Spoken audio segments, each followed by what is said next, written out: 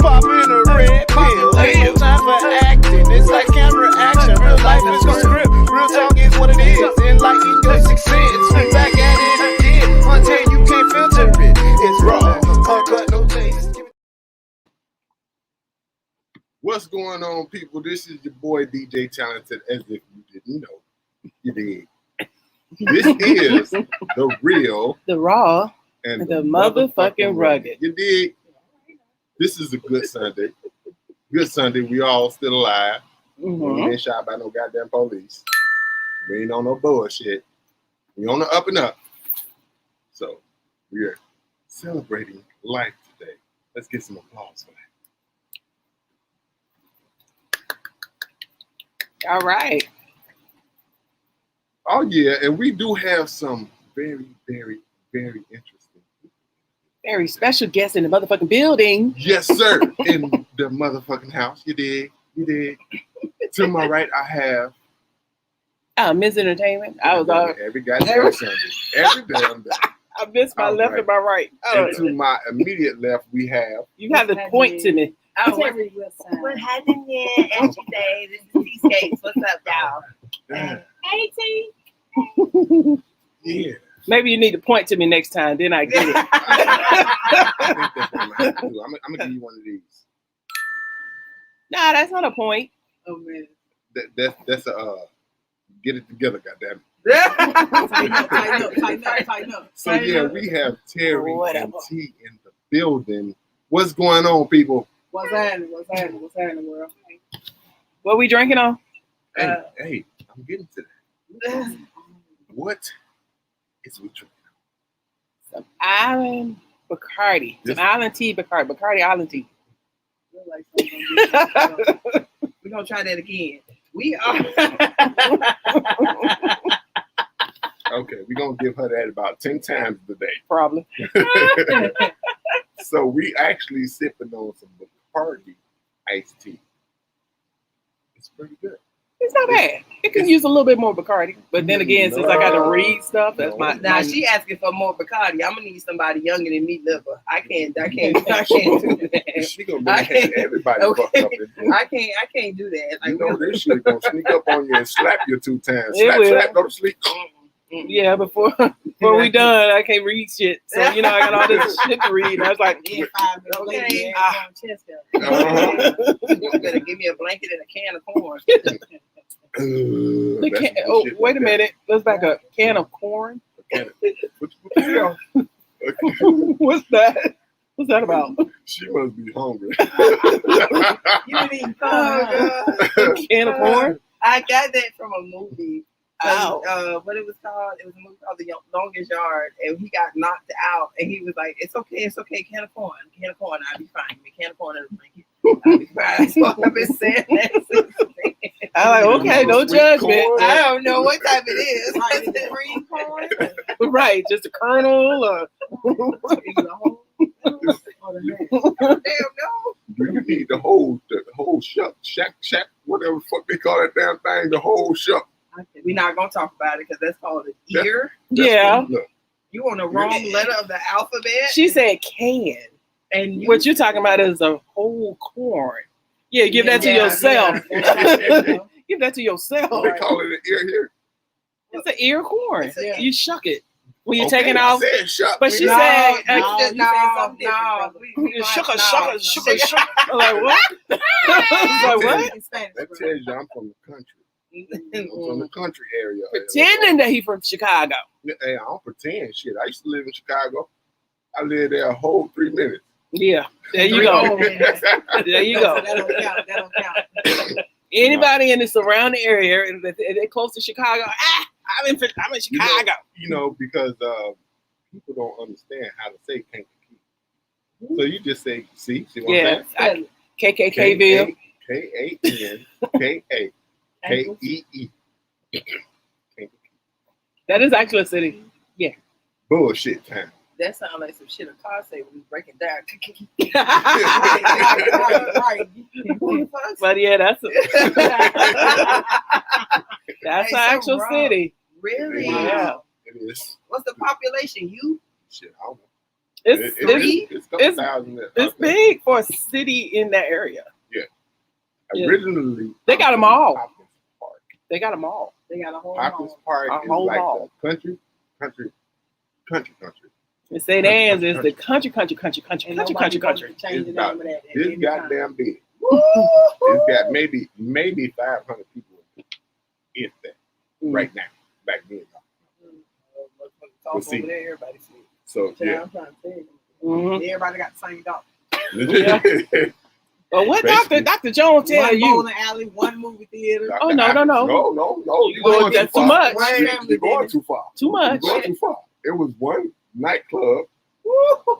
Hole in the wall. Wait a minute. It wasn't no gas stations. It wasn't no restaurants. What the fuck? Y'all was horse and carriage? Like, I'm not understanding. When I say it was a town of corn, it was a town of corn. Well, you should have got that shook right. They shook the damn corn. Shit.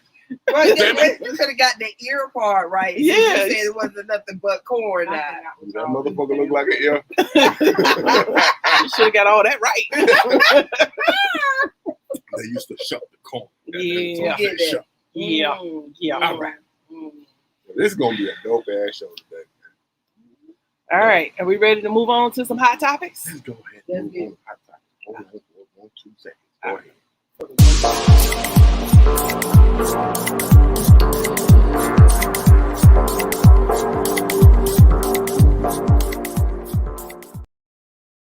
What we got for today? All right. Hot topics.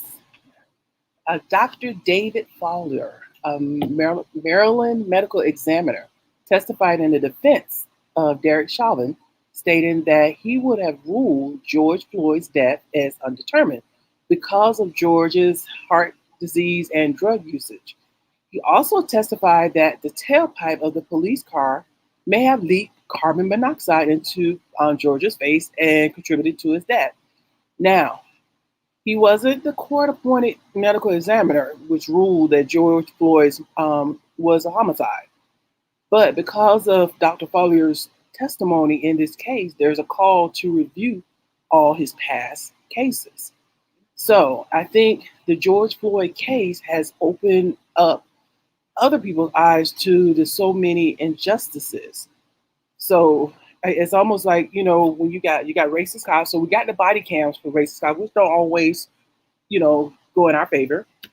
The lawyers, they have to turn over evidence to the other side. Still don't necessarily go in our favor.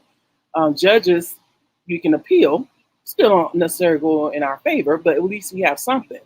But when it comes to the medical examiner, how do we fight or defend ourselves against an entire justice system? I mean, that's everybody. You got the cops, the lawyers, the judge, and the medical examiner. That's everybody. How the hell do we, as people of color, defend ourselves? Stop fighting ourselves. You gotta stop Giving them a reason. Yeah. Cause of us dying by our own hands. For one. For two, the motherfuckers gonna try to come up with any goddamn thing that they can to say that this was the cause of this death. No, the cause of this man's death was that motherfucking meat on his neck for 9 fucking minutes. Agreed. And all this extra shit that they're coming up with the car, the exhaust, or whatever the case may be. Why the fuck is he right there? Right. If you gonna arrest him, that damn body, arrest him on the front of the damn car, whatever the case may be. But goddamn it, you gonna put this man right there by some goddamn fumes?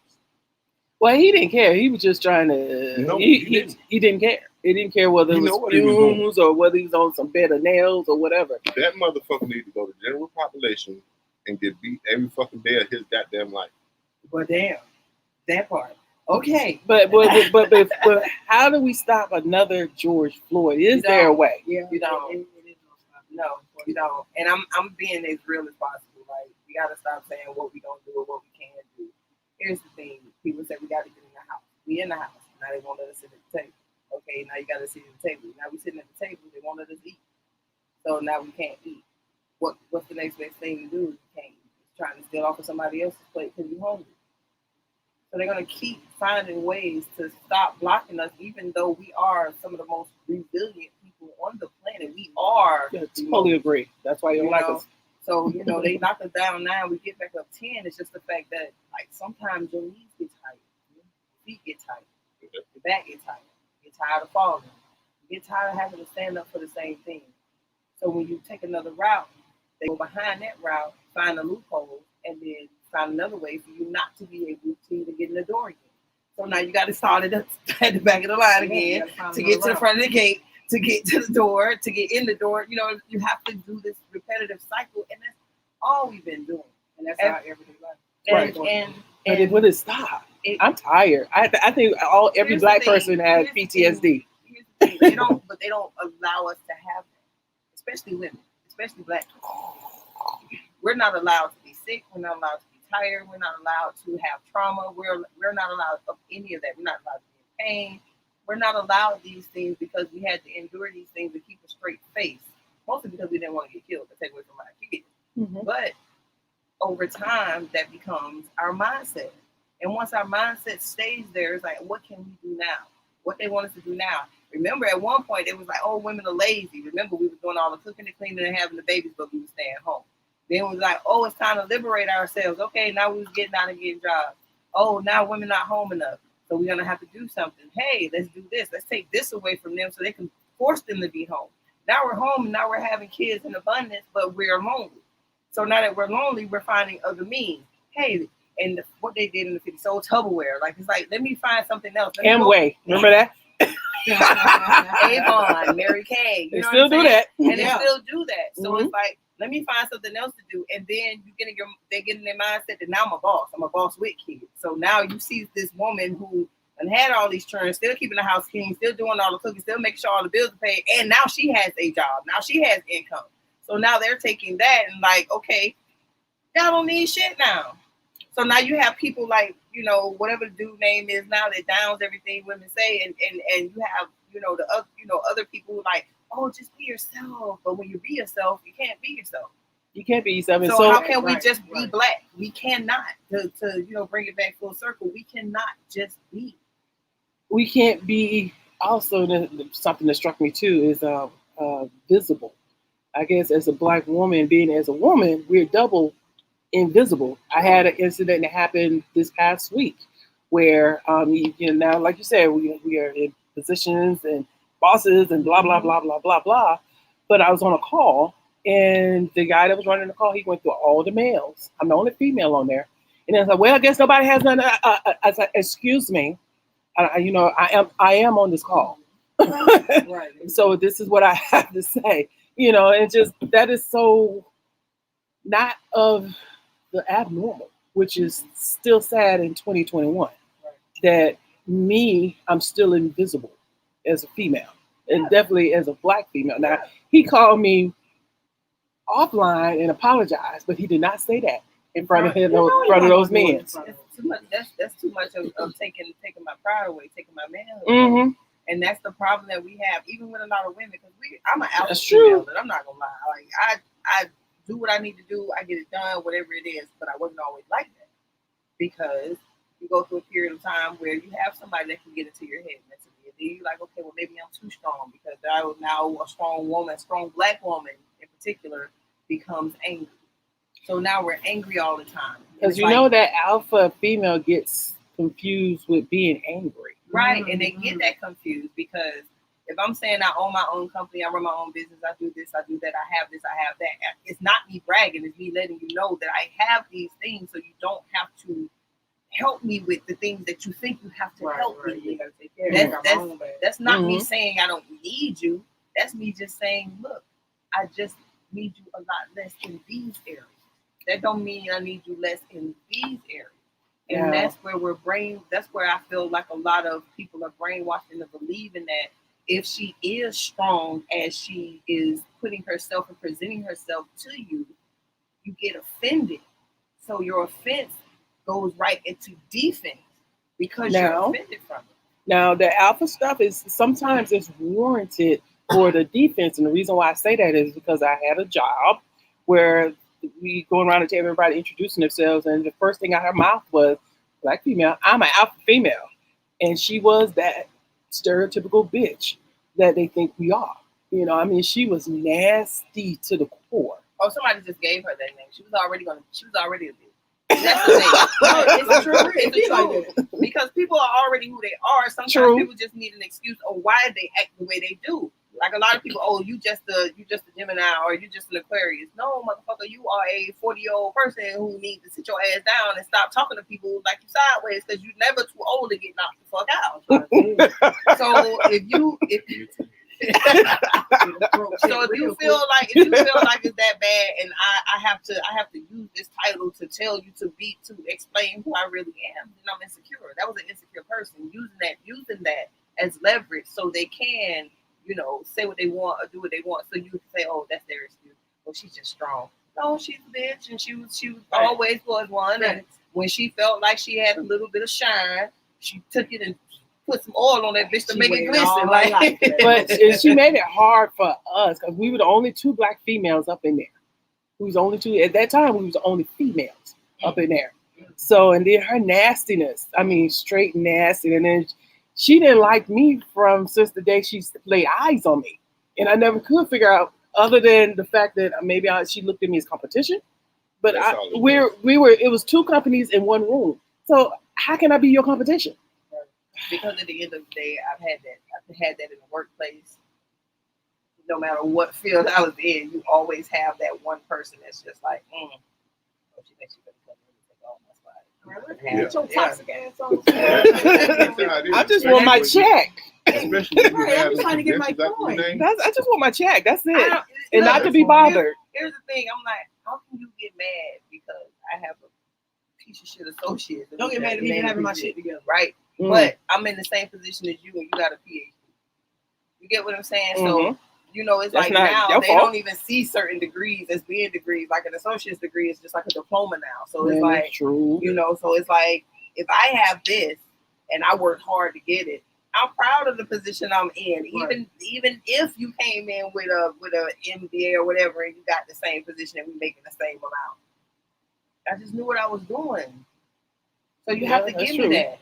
That's not for me to tear you down because I'm thinking you taking my spot. If you think I'm taking your spot, there's something wrong with you because I'm here to get a check. I'm not here to check for you. Can't take something that's not given. People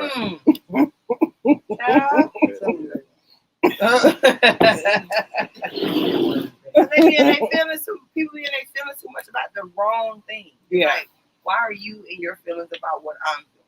Right. Like I see all these people getting snitched on and about, you know, they'll talk about this person scamming, that person lying, they got kids, and they got a baby daddy at home while they get food stamps. I don't care. Well, the scamming part comes into play when it's affecting your business. How is that? If they're scamming you. Oh yeah. But here's the thing, and I get that part. But what I'm saying is, I didn't know they were picking my business to scam. It's not for me to say, you scamming? What's wrong with you? You gonna go down. They already know what they're going to do. I know what type of person you are. I just have to treat you like the type of person you are. I have to respect the fact that you ain't shit. If I can respect the fact that you ain't shit, I have to treat you accordingly. Right. True. You cannot demand that respect and you still treating everybody like your name is. So we had a show and it was about scamming in the entertainment industry, and what the hell wrong with you? Yeah, I want to talk to black people. Tell them, hey, pull up your cup, cause man, we is in a combination. And tell them they need to go to StreamYard. I mean, to see everybody in the studio. But anyway, that cancel. Go ahead and go over to YouTube on Terror Dome Entertainment for Real Raw Rugged. And you'll see everybody that's in the room right now, and not just my pretty face. Now you don't make. Oh, but anyway, going back to what I was saying, it's just. I feel like this. I can be cordial to anybody. You know what I'm saying? Now, if you did me wrong, depending on the level, you know, you can't be, you know, doing something to my family or something like that. But I can still, like, you know, how you doing? Like you said, treat you. Now I see you. So I can treat you as I know we can't ever do business together and blah, blah, blah. But you have some people that's like, I need to out you and blah, blah, blah, which I respect. That's that's your thing, but don't expect that that's my thing too. And that's the thing, just like you said, hurt people. And see what happened was, like I feel in your situation, is the fact that she was more so envious of your carefreeness at your job. And instead of you coming in with the stern hand of saying, yeah, you know, man, I'm sister, you know, I got this lead, I'm bitch, I'm this hardcore whoever the bill motherfucker, that's me. Yeah. It's like, and you're still getting what I'm getting, and you're still doing what I'm doing, And technically, my title was higher than hers. Right, so that's what it is, and then it's like, you know, it's just petty shit that we do amongst each other, which I cannot stand, and because I can't stand it. Like I tell people, oh, right, if you want to do something, write a book, open a boutique. Everybody got that, but everybody don't have it. Mm-hmm. Everybody's not you. Mm-hmm. You know, I was deterred from doing what I'm doing now. I was deterred from a lot of things that I ended up doing that actually were good things that I should have kept doing, but me being in the mindset that I was in and not, I'm gonna be honest, not having a backbone for myself, it was like, and then you have those people who telling you to stop, come right behind you and do the same thing and be successful at it, and you just like, and you looking at them sideways like, wait a minute, you son bitch. I'm gonna say it, you son bitch. You just told me not, and now and then you like, well, we thought about it and we just did it anyways. Because you was gonna be competition, right? That's all that was. But you're not me. Period.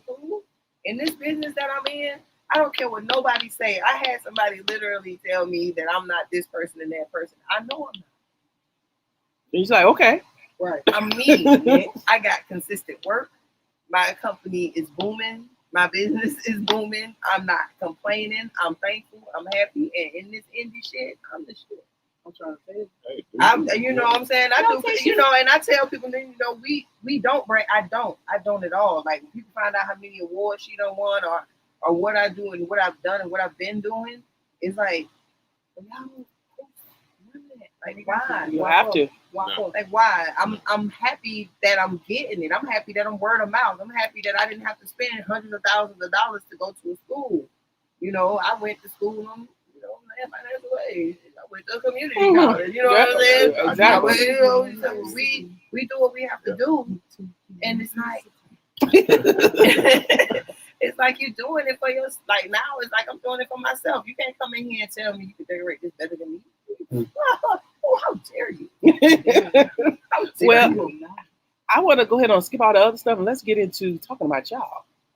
Let's go ahead on and we're gonna move. We're gonna move again. Ready? Ready.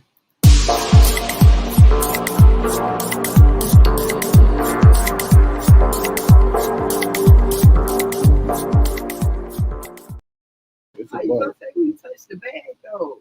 It's a butterfinger over there. You want the butterfinger? It's not the butterfinger. She sat in and ate all the fruit snacks. We both ate all the snacks. I ate like one snack though, bro. You partake. I go and sacrifice all my time to go get them damn fruit snacks. I come back, put them on the table. You think she sharing with me? Your motherfucker's gone. Let me tell you. One.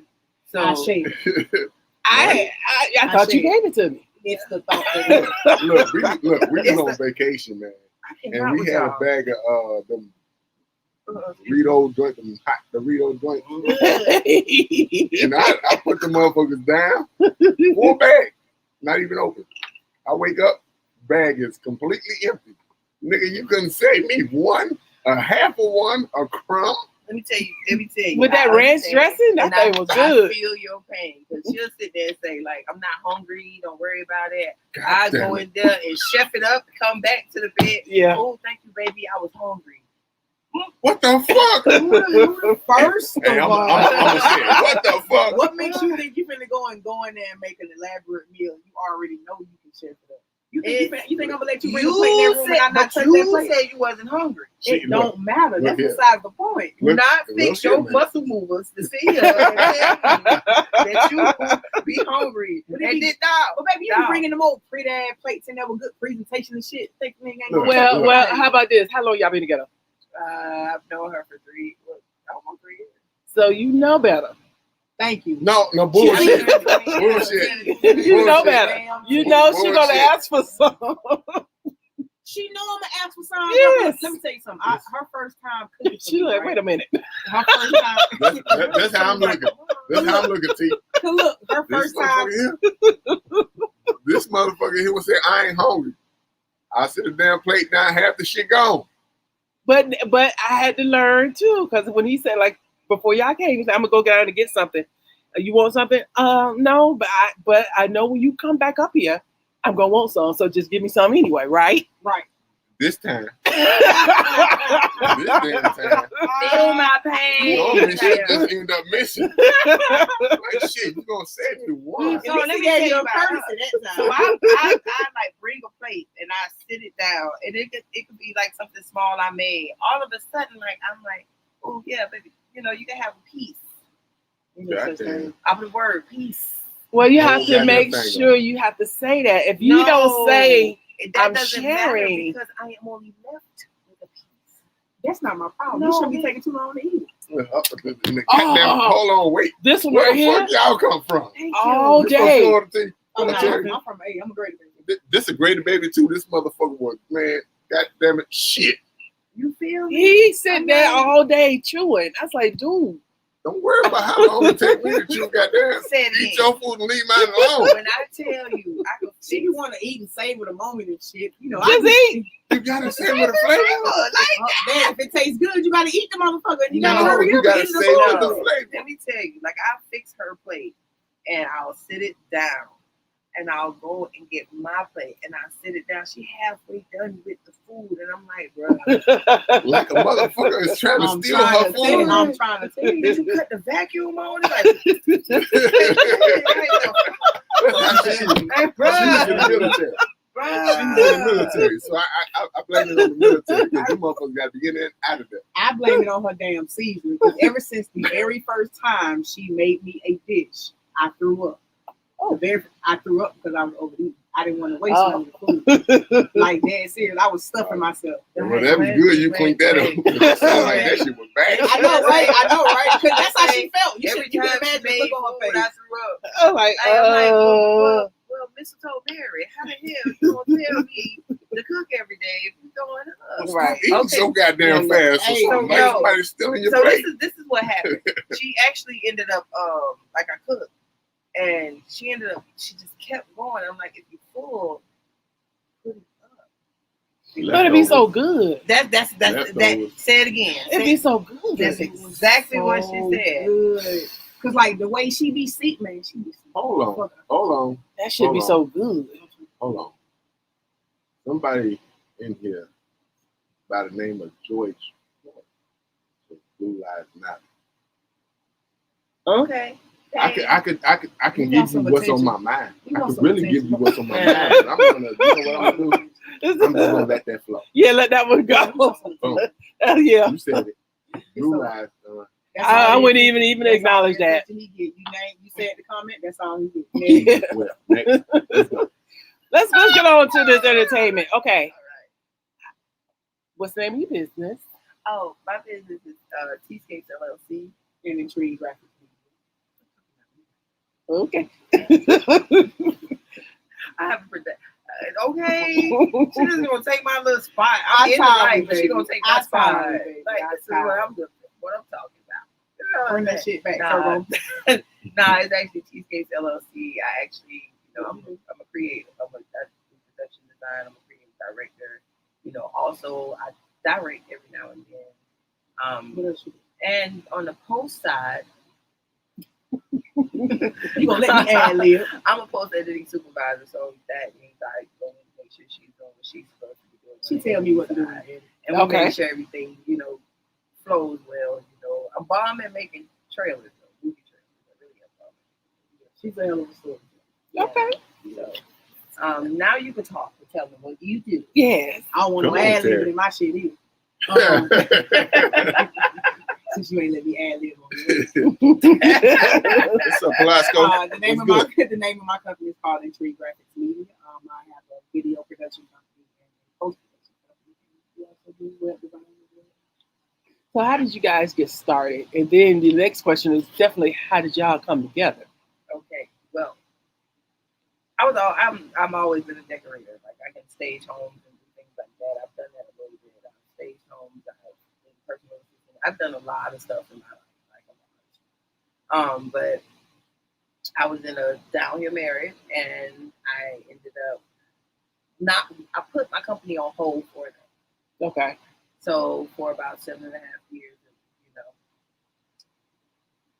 yeah, Of learning yourself and where you want to go. Life happened. A lot of life happened. Right. So I ended up meeting her, and to add all the questions in, we ended up meeting on a website on Facebook. Facebook group. Okay, but before that, but this was after the marriage or during the marriage? You know I'm how to ask that now. Oh no, we was already separated. I was already gone. It getting juicy now. Let me tell you something about that. That food ain't never had no green, ain't had no juice, no seeds. That was one of them times that you sit on the counter and it was getting good now. Like no. It was on that side of the house. I was on this side of the house. Okay. Like, we wasn't even speaking. And I was making sure because I was video checking that motherfucker to make sure. Okay. Right. No, like seriously, like even like you'll be surprised the games people play. Right. True.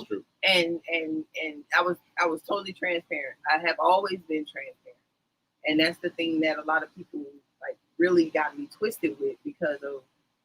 I don't know. I just want to say because of air. I don't know. But I am the type of person who truly accepts you for who you are. Mm-hmm. I'm one of those people that believe in, I'm not trying to change you. I'm loving you enough to show you that it's okay to change. Especially if I'm the person you want to change for. But you got to want to change for yourself first. And that was me. I had to heal myself. True. And I was taught, and I was not taught, but I read somewhere, to be honest with you, somebody they sent me a clip.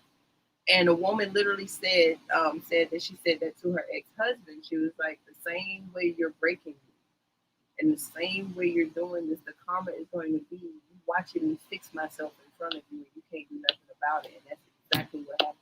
All right. And when I say I fixed myself to the point where we went to our kids' graduation and it was like,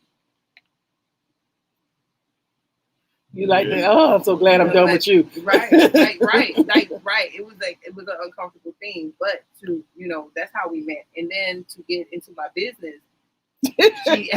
which business? The business or the business? Yeah, the business. And then she can tell you her side. So, she asked me could I decorate because she came like when I was moving. Her and 2 other people helped me move, and when they came to the house, they saw my home with my then ex. And they were like, wow, you did all of this? I was like, yeah, I did all this. This motherfucker, you on the wall. Nice. And I was like, you did that? Yeah. What? My hand. How? So I just I'm talking about from top to bottom, like in the dining room, in the living room, in the hallway, in the bathroom, 3D art hanging and shit. I'm like, nice. Yeah, I'm gonna introduce you to this film shit. Yeah. You say you want to do what? All right. So hold my bill. So we ended up like seriously, that's how it went. So she ended up asking me, do I want to do a music video with her? Okay. And I was like, okay, sure. And didn't believe it. Her and our other person in the collective, AJ. Hi AJ. Shout out to AJ, let me translate. He literally said they didn't believe me, like to my face. They didn't believe me to my face at all. So went and did it. So because I set up a few test shoots with her son because her son is an artist. Okay. So, I was like, okay, let's try out on these little test shoots and see how she goes. Man, she killing this shit. Just knocking shit out, the production design out of the water. Like, literally. And she was getting bigger and bigger. And every time, I'm like, okay, get this for play. So we messed around and booked the gig out of town in Arkansas. And I was like, okay, I'm going to let you, do your thing and really see what you can do. I want to see what you can do. And we go down there, man. She go down there and just transform an entire, home. And when I saw her do that, we did that shoot. I was like, I'd never doubt you again. All right, hands down. Skills. Man, I'm talking about straight skills. That's why I go superstar. But in this thing, and I tell people that I'm 44, and I always tell people it's you never old enough. You're never too old. Go after it. If you good at something, if you got gifted hands, do it. Mm-hmm. I came from stripping. Like I used to be a scribble in Miami, like a scribble. Like I was, you know. So my next question was, girl, what club? Oh, shout out to the Rolex 305. Shout out to okay. Shout out, you know, shout Over out there, to what's that? 20, was that 27? Yeah, that was 27. Yeah. I'm the original Amazon. I was the original Amazon, but this was in the mid 90s, like 95. So you was the original the stallion. What's that, man? That was how I was then, and it's crazy because I really do want to say this because most of the, like I want to say 80% of the girls are now women that I was dancing with. They're all either millionaires, they all either have our own companies. Nice. People are running like companies, like doctors, and we have some lawyers in there. Some people who became, you know, professors, and I'm really proud of the girls. Like I'm really proud of all of us, and I'm like looking at, you know, even the ones who still have a regular 9 to 5, they're completely out and gone from it. You know what I'm saying? They're not trying to be a bartender at 60 years. You know what I'm saying? They're not trying to do any of that. Like you from Miami, you know, you lived in Miami. That life is hard to get out of. But it like is. all the women who I was with, like transition. you know, the transition from it. I have people who own dry cleaning businesses and, you know, own stocks in Molly Maid, and you know, one of them, you know, like is a multi-millionaire selling tea and shit. So it's like, shit, you know what I'm saying? So it's like, I'm thankful for that. So, you know, I say that to bring it back around, like, shit, I am just starting to live. I went through hell growing up. So I'm just starting to live, and I'm finna take every ounce of it I can and drink it till that cup is dry. And I gotta take my finger in that bitch and do like this. To keep the rest of it. You only have one life to live, so why not? Yeah. So that's how we ended up. That's how I ended up doing it. And ever since then, it's been up. I've been doing national commercials. I've been, you know, called to do some heavy work overseas. Like I've been, you know, I'm in my bag. Baby been on the road. Yeah, I'm in my bag. She been killing the commercials. So do y'all have a joint? Or y'all have a joint company, or you just work separately, individual, but come together to do jobs? Well, we do both because she has her T-Scapes LLC. And so yeah, she has her T-Scapes, and I haven't treated that with me. She pretty much runs the photography side of the business now because I let her do that because I see she have fun with that side. Mm-hmm. So I let her run the photography side of the business. She tells me what to do on the post side. And she pretty much is the glue on the production side. Okay. You know, so like if I'm producing a project, she'll be like my producer, my on-set producer or my director. So because she knows I'm doing like 3 to 4 different jobs at the same time. And baby might just be doing 2 jobs that day. So I make sure she's the first one in the room. Like she'll go into the space with the client, talk to him, assess the space, let me know exactly where I need to put my cameras up, where I need to put my cameras at, where I need to set my lights at. She go in there and she makes sure she does all of her set design. She's like, all right, baby, this is ready for you. Okay. I go in and show up and show out. Okay. Like, yeah, you know, that's how we do. So, and it works. Don't get me wrong, baby. We trying to do it. Sometimes we ready to take each other's necks off. Let me open your mouth. Let me snatch all that out and show you what you're saying to me. Like, stop talking to me sideways. I've gotten that. Because you know how sometimes, especially when I'm in producer mode, I didn't realize how overbearing I can get when I'm in that mode because I'm battling so much. Like I'm wearing so many different hats. I'm glad you recognized that. Oh, it took no. Hold on. Let me tell you something. That is a work in progress. It took a minute for me to recognize that because of this great woman right here. Because of her patience with me. Because I didn't realize how much of a handful I was. Right. When I'm actually getting into something, I'm just focused on that. Right. So you know you got that straight tunnel vision. She's like, no, bitch, you need to break it up every now and again. I'm here. She's like, you need some help. Break it up. You need some help. You need some help. I'm like, I'm not saying nothing because I'm focused. But then he'll cut me a side eye, then go back to doing what he's doing. I'm like, okay, I guess you call me when you're ready.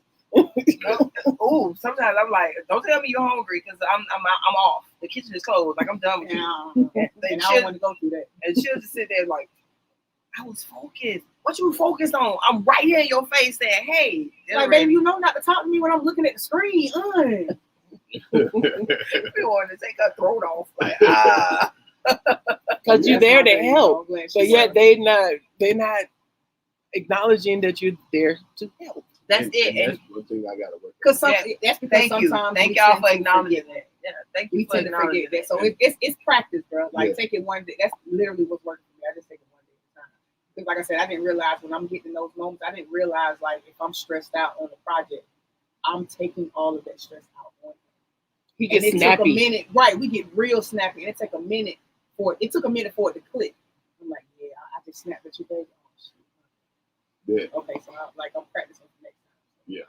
I be trying to say in my head Mm-mm. that you know. And you be thinking I'm in your trying to head, you fix said it this. a different way, but that shit come out way Yeah. left. And you like, damn, baby, I said it like that. She like, you damn right. I'm like, okay, baby, Shit, I'm sorry.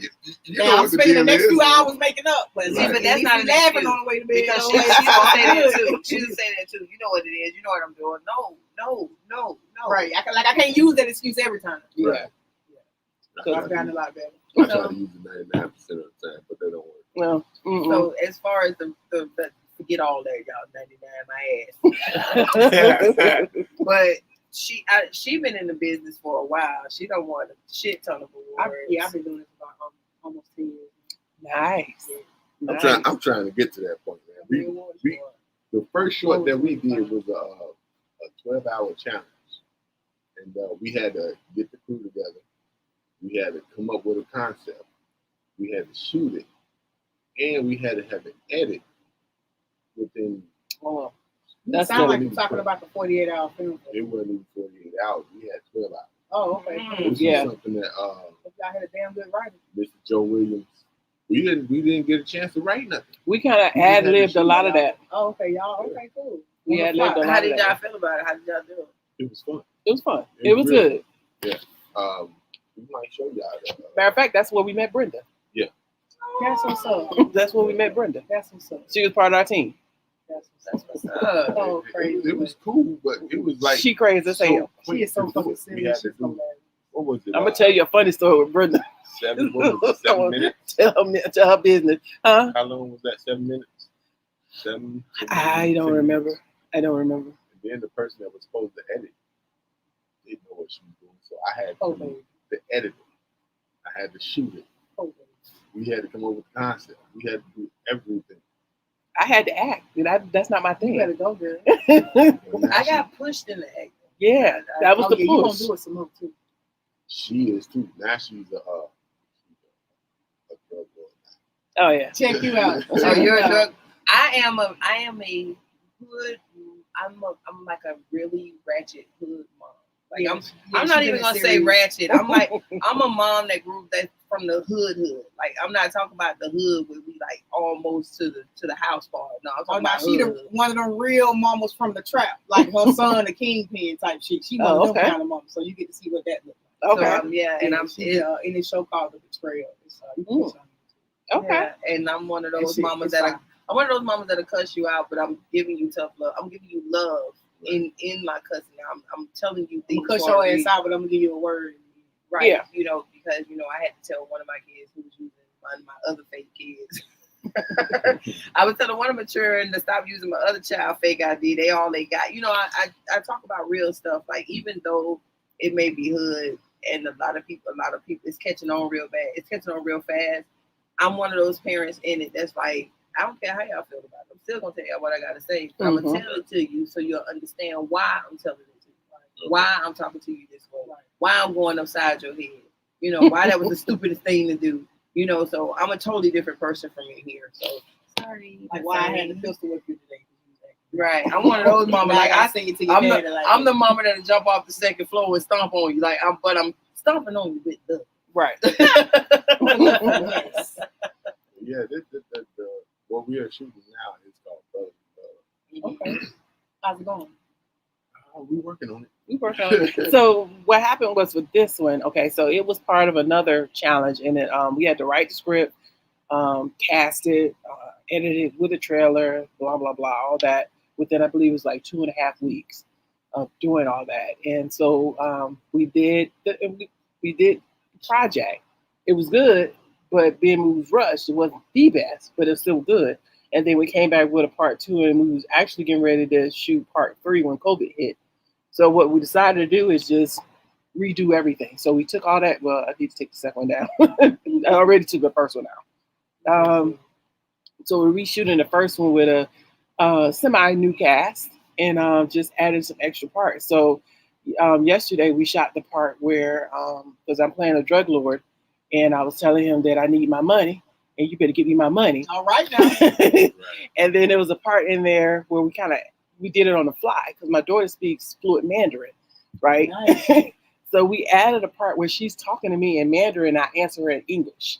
Nice. Nice. I would love to see that. I can't wait to see it. Oh, I better get to see it. Y'all, you gonna get to see it. Matter of fact, when we do the preview, we're gonna invite y'all. Nice. Thank you. It was great. Thank you for Appreciate giving it. me an invite. Yeah. You always booked and busy. No, that's y'all, man. Yeah, that's y'all. Don't even get I'll be like, nah, let me check together. Let me check with the wife. Hey, you know I gotta check with her. Yeah, I I gotta check check with with the her wife. for schedule something. She got something already y'all scheduled. need to call me. Bro, Custom of my life. that's how we are now. Like we're both booked like that. So it's like, baby, I be in my office downstairs. I'm like, baby, what you got going on the 13th? You good? I ain't gonna lock it in right now. I'm going to go ahead and see your calendar invite because you gotta hurry up because my baby get booked fast. Yeah. Yeah. So do you guys, if I'm gonna flip this around, do you guys find you are facing challenges when you're working on different I think the biggest challenge with me and him is creative differences because I have a vision and then he has a vision. So we have to try and figure out how do we come and meet in the middle. Because when I have my vision, I see it the way I see it. I don't want to hear all that. I really don't. Not right. I know this. I know this. That's right. Yeah. You're so mean. And I have to remember that. So I was like, you know what? Okay, I'm being me. Check myself. What do you have? What do you think? You know, and I really try and incorporate asking him and really, paying attention to it. But at the end of the day, sometimes what I'm seeing is just really what I'm seeing. So. And then it vice versa. I'm seeing sometimes I'm like stiff on it. This how I think it should go. Let's do it this way. No, we should do it this way. When we come to a middle point, sometimes we do it both ways. Yeah, to see which one looks better. Yeah. Or then he'll talk about, you already taking over my stuff. Yeah. You know what? I'm glad I don't have that problem. But the problem I do have is when I do have a clear vision on what I see and, what we put together. And then, like, we'll put it together. We'll do a rough cut or something. And then I come back the next day or maybe 2 days later and I'm like, what the hell is that? This should look like this. I don't know. Who did that? I'm like, girl, sometimes you gotta do that. Right. You gotta Who step did away that? from it for a while. But sometimes it works, and sometimes she was just like, I know I'm going overboard to see what it's like. I'm like, girl, I'm not gonna sit there and watch flashing titties for 5 seconds. Just some bullshit, like bullshit. Wait a minute.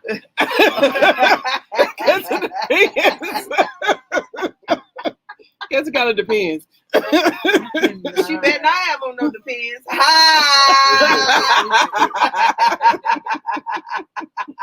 So damn silly. Oh God, I'm loving this, y'all. Thank y'all. Thank y'all. So when we kind of touched on the scamming in the entertainment industry, have you guys experienced any? Oh no, yeah. I've had somebody take my whole identity, and this is the crazy part about that.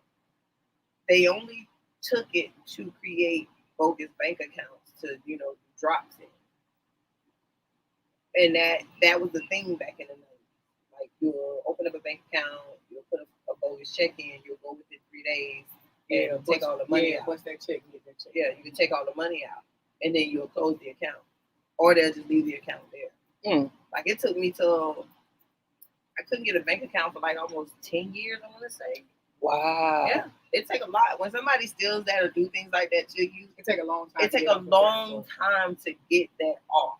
Did you know who the person was? Actually, no, I didn't. Wow. Because what happens is somebody who knows you will take all your information and give it to somebody else or sell it to somebody else. So you don't know the person who's using it because you don't know which one of your figure-ass friends or sold it to the motherfucker. Right. You just lost. And at that time, I was sounding like a superstar in my mind because I was a stripper at the time, plus I was dancing for Lou, plus we was, I was like, in the it crowd, all that stuff. So dancing for who? That's what I thought you said. Yeah. Yes, I was. Fuck with the brown. I was one of many. It was a revolving door full of different dancers. Yes.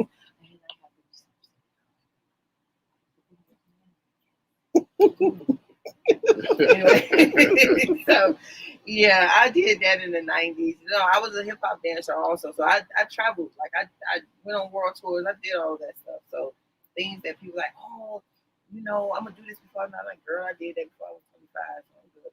How many times did you have that? Twice. Or once I got it stolen for insurance scams. Somebody was doing insurance scams and using my name that I was using to get jobs. Wow. And the other one was just to do bogus bank account. And it's crazy because I'm like, my first name. Who the hell knows? Like, who the fuck knows my first name like that? And then it was just so. It was definitely somebody that was close. Right. And I never found out who it was. Till this day, I never found out who exactly stole it to sell it to somebody, because Florida was known for scamming, like known for it back then. Like they used to jump the fence at Home Depot and get the bags out the trash, or jump the fence at the airport and get the bags out the trash before they had all this internet stuff, and go through it and go through your paperwork. That's before businesses started shredding stuff. Because remember, businesses wasn't shredding things back then. So they used to jump over the gates and stuff. They used to get all that stuff. And I didn't. I never had an identity theft scam before. I got an IT background. I do cybersecurity. Okay. One of my specialties. So I mean, I knew how to move so that stuff wouldn't happen. But I did slip up one time because I had bought something off eBay and somebody tricked me into sending it in Western Union overseas. I was trying to buy this phone. It was like it was a big popular phone back then. It was like a computer phone. I think they called it like a pocket PC Palm Pilot back then. Yeah, but I sent guy like $600. Yeah, Western Union transfer. Yeah, that messed me up. So that took one time for me to get got like this. But as far as any identity stuff, I never had this stuff. Well, what about in the entertainment industry? Was running across some, people that you probably don't work with. You won't work with again.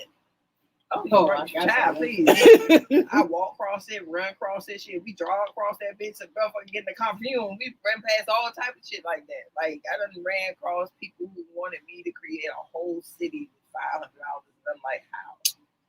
And they get mad. I'm talking about they come to you with a whole Bentley idea on $100 budget and really be looking at you like you supposed to accept they bullshit. Like, no, I do this full time. Why phone? Right. And so this person wanted us to do a 50-minute short for $500. And then they be having the audacity to compare your prices to other people. They'll say, well, I got this amount of people. Well, go back over there. Thank you. Take your ass back over there. You thinking you're negotiating your price with me. I'm like, baby, I'm still not charging you what I'm supposed to charge. You came to me. Right. So if you came to me, don't come to me to try to do this at a reasonable rate. Then you go get your reasonable rate and got to come back to me to fix it. Because baby, you think that happens a lot. They will come to us my and first price was bad and say we'll be too high, only to come back to us like 3 to 6 months later and asking us to fix that bullshit. Because they went to somebody else and then got screwed over. But now you coming back to us 3 or 4 editors later trying to fix it. Yeah, what was crazy is this person that she's talking about, was the person that she worked with previously. And because she knew it was supposed to be a 5-minute music video that had short features in it. So I quoted $500 because she knew this person already. She worked with this person. It was still a whole visual documentary. It was still way lower than what we should have charged. Yeah. Way in the water. And then she had us write the script for the video. We was gonna do the shooting for the video. We was gonna do the sound for the video. So y'all doing treatment and production, okay? All that.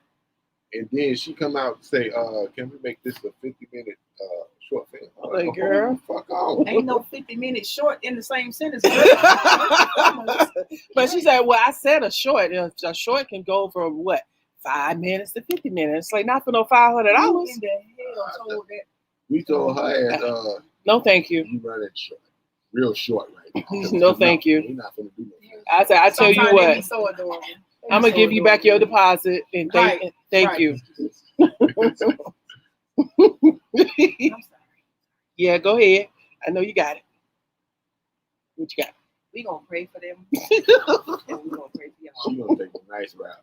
Cause I'm You know what I said? Right. because y'all must be getting paid $5 an hour for 50, and you editing and you lighting and you doing you better Because Pretty much. That's what I told her. the people that come to you and lowball you like that, I honestly be feeling like they just have not experienced the process the right way. So that's why they don't fully understand how much work it goes into what we actually do and how much this shit costs that we be, you know what I'm saying, investing in ourselves. How much time? They don't really don't understand get the the time. time. It's the time Right. part. And like, here's the part that the crazy part. It's already long when we have to set up. But if I have to come in and set up, and I'm like, look, you can't expect me to set this up the same day. I need a day in advance. You know why I need a day in advance? Because I have to make sure we're able to do a lot of things in these places. Y'all literally telling me, oh, I got an Airbnb, but I don't want it to look like that. Fuck. And you expect for baby to turn that shit down in an hour? You want me to turn this around in an hour? You know I got to put holes in these people's walls because ain't no tape or nothing like that. And you sure you got permission for this stuff? Because it don't fall on me because the contract you signed with me is I can do whatever the fuck I want to do. They ain't got nothing to do with And me. you better It's hope all the for your motherfuckers production. ain't sub, Lisa. Right. So it's like and that's the problem I face. I face the fact that you want me to come in and, make this look like whatever you want it to look like, which I can do. But you don't have the permission to do it. So you want me to add all this stuff to these people's property, and I'm not going back behind you to patch up no damn holes I'm or trying to repaint no damn I'm wall leaving. or put a bed back together that I had to take apart to get out the room. I'm not going to do any of that.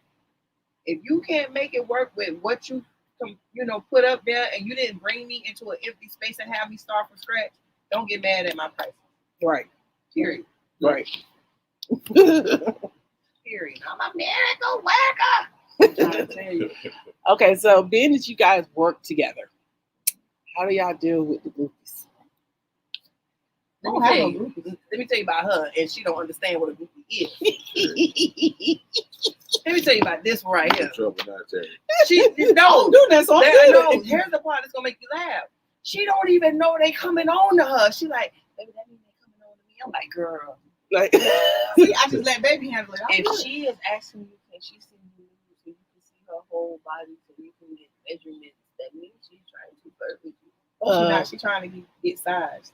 Hey, she go. not new. Then we'll go on the She set. No.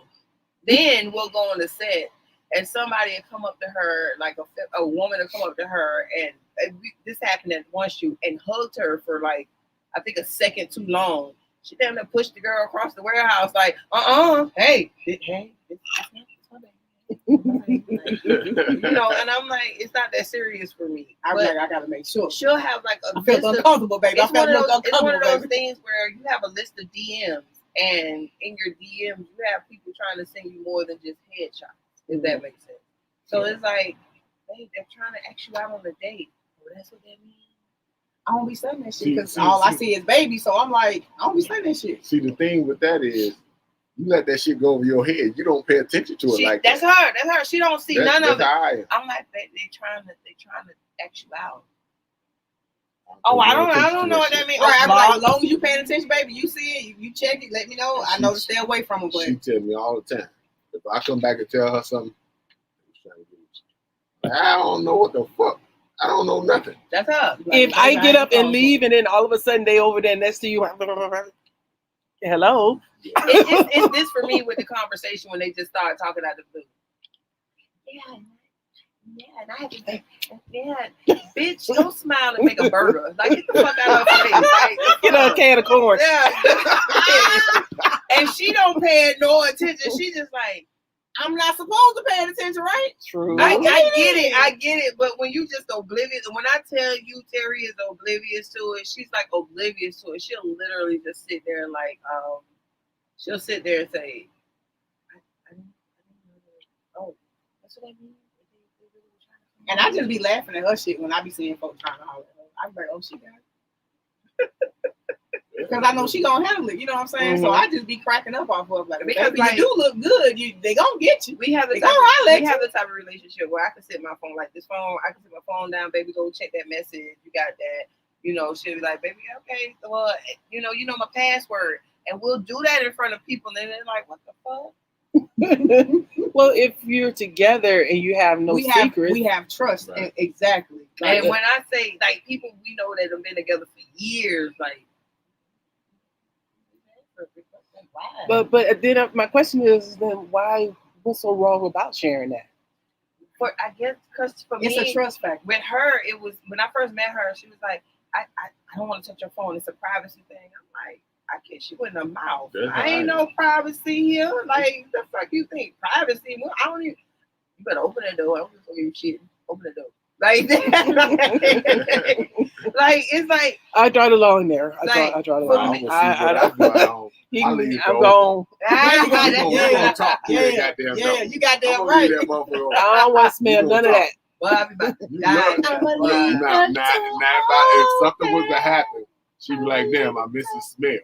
That's part of my smell, motherfucker. I'm not gonna say that. I miss your shit smell. You miss my smell. My smell is my clothes and everything. You miss my smell. She's love right now. Ain't no way. Hell, there is no way on this fucking planet you gonna make me believe that somebody wake up and say, "Damn, I miss shit." Like who the fuck says that? I don't want to smell my own shit. I want to smell his shit. I don't want to smell the cat shit. I don't want to smell no shit. Bro, I run myself out the bathroom. Like, how the hell you gonna sit there and somebody? Now, one thing I can't do is I cannot be on the phone. I cannot. That's my best. That's the best time. Yeah. No. All you gotta do is hit the mute. Right? You talk hit to the mute. You talk to him on speakerphone, right? So then you make sure you know what I'm saying, the screen still lit.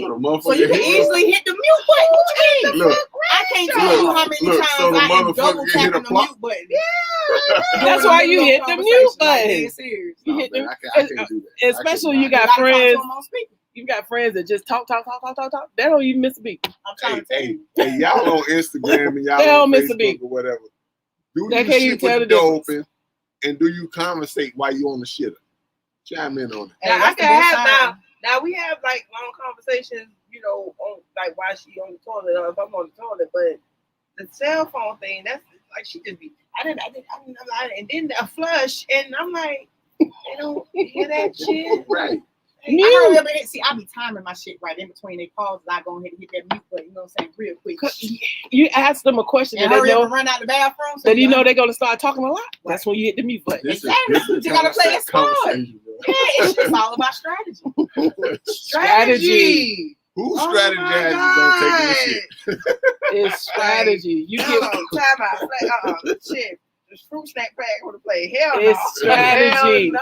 I agree. Strategy. I can't do it though. I cannot talk to nobody. The only person that I can talk to while I'm on the toilet is her. Other than and then we gotta be face to face. If she on the phone, I'm not talking to you on the phone. Like no, I gotta concentrate on this load. This motherfucker is tall. This load about to get and it seems like she'll have it like she'll call it the wrong time. Like I'm just getting on the toilet or I'm just trying to She used to always call me right before I'm like right in the middle of me rushing to the toilet, and you know I feel obligated because I'm interested in shit. So I'm obligated to answer the phone. So soon as her ring, you know you gotta hurry up and answer. So if I'm in mid pool trying to goddamn drop my drawers trying to make it to the toilet, I'm like, oh shit, baby, hold up, baby, I'm here. Like I said, I'm not answering no motherfucking phone. Shit, I'm in my comfort zone. I answer the phone. You know when it's time to do something, you put it on mute because I'm telling you, they just be talking most times. They don't even know you even muted them. Right, baby. Yeah. I do. Shit. Most of the time they don't even know they muted them. Did all you want to do go to watch your hand on mute. You know they still talking. I can hear the difference. 'Cause I do music, so I can hear the difference. But see, between everybody where you you talk at. to don't do music, so Right. that's besides the point. Right, but So you see, ain't got to worry about that. Bull and shit. Everybody use the bathroom, Right. and everybody know that echo when you Yes, get in that there it bathroom. is. That 'Cause damn echo. This is what about I strategically time it. No, when you press unmute and be like, yeah, they say yeah. Bitch, I know you on the toilet. Ain't no goddamn way you gonna say it. Both of y'all. I'm telling you, there are some talkers Flushing. that can't tell. They cannot. I am now. I They wasn't just on. don't pay attention. I wasn't on the toilet, but I put this girl. I was trying to break in because somebody calling me. I tried to say, "Hey, hold on." She said, "Blah blah blah." I just put on hold. Went over there and talked and blah blah blah. Came back. She was still talking. She didn't even know I was going. And now I've done that part. No different. I'm trying to tell you. No I'm done with difference. y'all. I guess I just need my privacy in the bathroom. I need to just look at You stuff just need and to read. strategize. Now the privacy being by myself, yes, because the cat love to come in the bathroom with you. You know what? I'm not gonna even go there because my motherfucking cat. If I don't Fuck out of her. he takes the time every time. Not her, me. I don't know why. But when I go to the bathroom, this motherfucker gotta come bum rush me every time. When he even see me going in the direction of They the go in bathroom, first. He be like, "Oh, that's our time. That's our time." I'm like, oh, I can't. Like, let me have my own bathroom time. Mm-mm. Because then let me not pet him. He will literally crawl on the side of the commode and bite me on my thigh every time. Be like, all right, you ain't gonna touch me. All right, and then run out the bathroom. He does it every time. She bites my finger. She likes to bite my finger. No, damn cat Or come in the she'll go bathroom and while sit you in your taking shit drawers. and lay in your drawer. That is so cute. That ain't is so cute, nasty. goddamn. Get your ass up out of there, nigga. What, you smelling shit or something? What's wrong? So this one right here, right? She was sitting on the toilet in the guest bathroom. So I guess Lincoln got tired of her shit, and he literally jumped in the tub and laid there till she was finished. Like, when you finish, Holla at I'm me. still gonna fuck with you. And then when she got out, you proceeded to follow her ass around the That's my entire little shout out. He house. follows me around the house like this. Like, he followed her so close, you be about to step on his ass. Like, that's And how I close do you be follow stepping her. on him. Yeah. I'm like, all right, keep on. All right, you gonna follow me in the closet? You don't want to come out? All right. He's got this thing where he gotta let you come out first, or he let you lead first, and then he like make sure the coast's clear, and then he follow you. But to me, I take it as you take it too goddamn long. I tell you, come on, move, you need to move. So when I open the closet door, he my shadow, he right there behind me, neck and neck, going in there to investigate. I be like, come on, you don't come out. I lock his ass in. She wanna go first. She wanna go first. If you're going up the stairs, she gonna rush upstairs and be He sitting do there that when we come in the house. waiting on you. And then if you go somewhere else, she gonna rush there. We have a routine in the morning. I get up, she go run into the bathroom. So then I go and give her some fresh water, give her something to eat. Then I go to the bathroom because that means she's busy eating and not bothering me. That damn cat retarded. I tell her every damn day, make sure you clean your goddamn closet because the motherfucker gonna go up in there. Oh yeah, I'm What gonna is get with that the it's in there. hours? So we have toys, his little mice Oh. toys, right? He loves kicking his fucking toys underneath the door so he can dig for them. Them things are the devil. She got the kind that move, right? So let me And tell making you. little noises Let me sometimes. tell you. I Oh, thought I'm gonna have to try that. I thought I was on my last heartbeat one day, right? Cat not another meal, goddamn toy. This thing. Oh, matter of fact, well, first and foremost, do you have a laser toy for Uh-uh. Okay, finish your story, baby. the laser is like cat crack. It just be Don't Because do let that. me tell you It's something. lazy. Let me tell you something. Like we buy the cat weed. They call it catnip, but the brand we buy is called Miawana. I'm telling you, he's addicted. You can get that at PetSmart. It's called Miawana. It's $5. It works. Trust me. You spray that cat towel. That motherfucker be like he would took a pill or something. He be like that. And he moving like a robot. But this is what he do. Like he did. Once Like you very spray it, serious. like once he see you spray it, he'll see you go over there and spray it. He'll just stop and stare at you. And he'll wait. Like he'll wait right there. At first I thought it was weird. And then I realized he's waiting for you to walk out the door, like out of his sight. So he'll do just like this until he don't see you no more. And that's when he'll go crazy. You walk back in there, he'll sit right back up. Nigga, I wasn't doing nothing. I wasn't That's doing shit. exactly what he do. what the hell he be doing, bro. And he will do Get a laser. Get a laser. Oh my goodness, that is. He would love that. That one right there. He will get addicted to it. I had that motherfucker climbing walls. That's man. Bro, I be Right. having that man dizzy as I don't know what. She'll take it. She'll start off in slow surface, go real fast. She'll start doing all this. He'll climb on the wall. And I'm like, no. I had that man running back and forth from the front to the house to the back of the house. If he ain't doing that, he playing soccer with his damn mouse toy, literally walking around the house on his high. She loves that damn rat. Playing soccer. I throw that thing downstairs every time. Like I was saying earlier, I thought I was on my last heartbeat, right? She in there editing. So he running back and forth. I'm going in there to take one of the old mice that we got.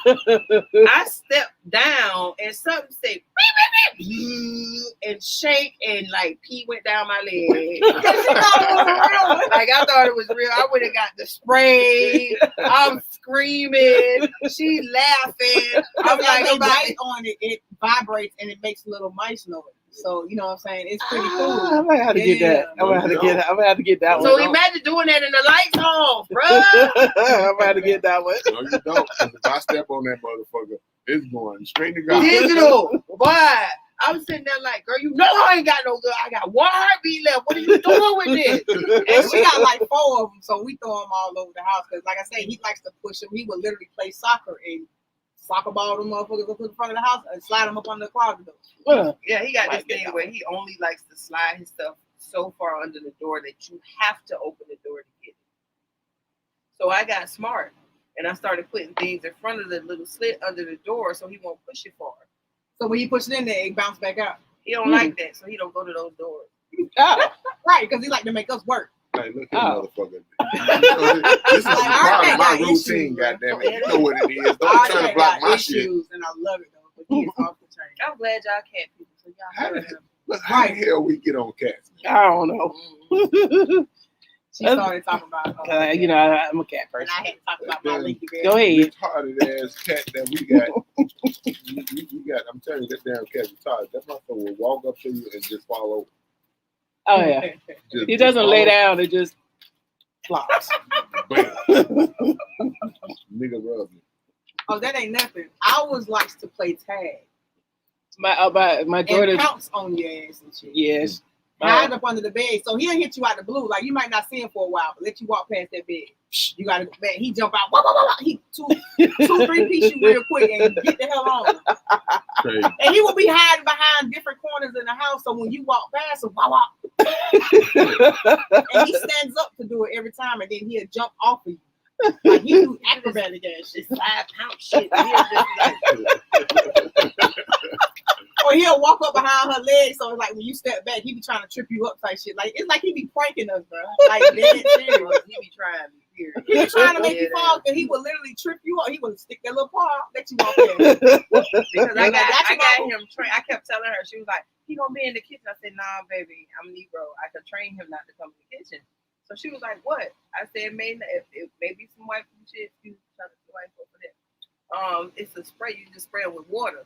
So every time he got to that door, even if he got like, you know, 1.5 foot, don't come out my door. So yeah, that's his every day. Every day, spray bottles. he will not step foot in. He don't come in the kitchen, and he don't go in my office because I got clouds up in my office, and he calls himself trying to, you know, be a mountain lion. Yeah, he thinks he's a mountain lion. I walk in there, I got all my clouds on the floor. She's like, "Don't worry, you left your door open." I said, "We finna have some fricassee ass cat." Like, you know how long it took me to put that I up? keep trying to tell her stop leaving her doors open, because you know he's a curious ass cat. Like because he has this thing, he likes to chew on cardboard, so and he likes to mess with screws, or like he likes to mess with crazy odd things that make noise or just look crazy. And yeah, I be telling her. Mine like to chew on my phone. I don't know why. She just I'm chew on cardboard. Chew on the phone. I don't understand. That motherfucker down in the number. But no, she be on the. All the people on it. She's like, what are you doing? Hey man, we got a crazy family over here. Bring all Tom, Jerry, bring all the motherfuckers over here. We about to get it in over here, goddamn. They got some liquor, they got everything over here. I used to let him watch cartoons. I don't even turn on cartoons for his ass no more. His ass always at the door, pulling under the door and sticking some shit up under the damn door. Sticking One time he pulled the whole run flat carpet from the middle of the hallway all the way underneath the door into his room. Ooh. He do crazy shit like that. All right, how many of y'all out there that own cats, man? I don't know how the hell we got on cats. It's funny, man. It's fun over the cat. Because our cats, I swear he had they like crazy. A dog. And this is my first time having a cat. They crazy. He had like a dog. He's way more fun to have a dog. Yeah. Ready to move on there? We are ready. All Sorry, right. y'all. I be trying to have my mouth open while I'm chewing.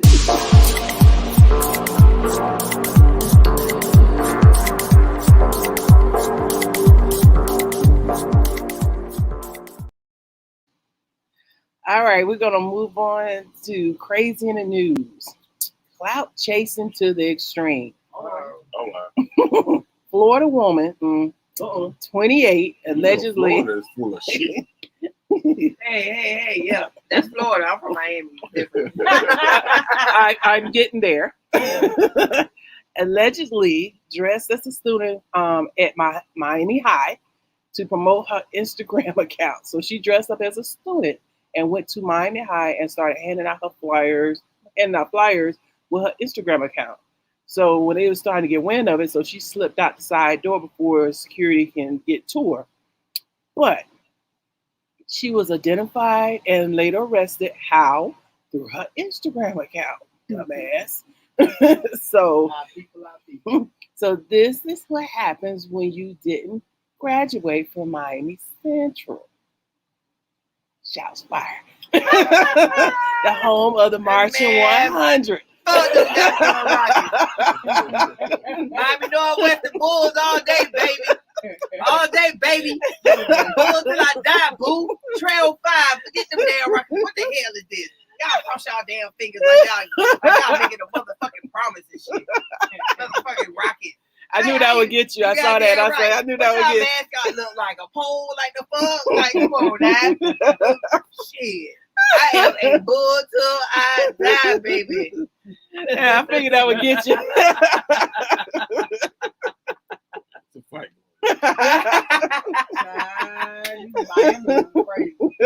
Right.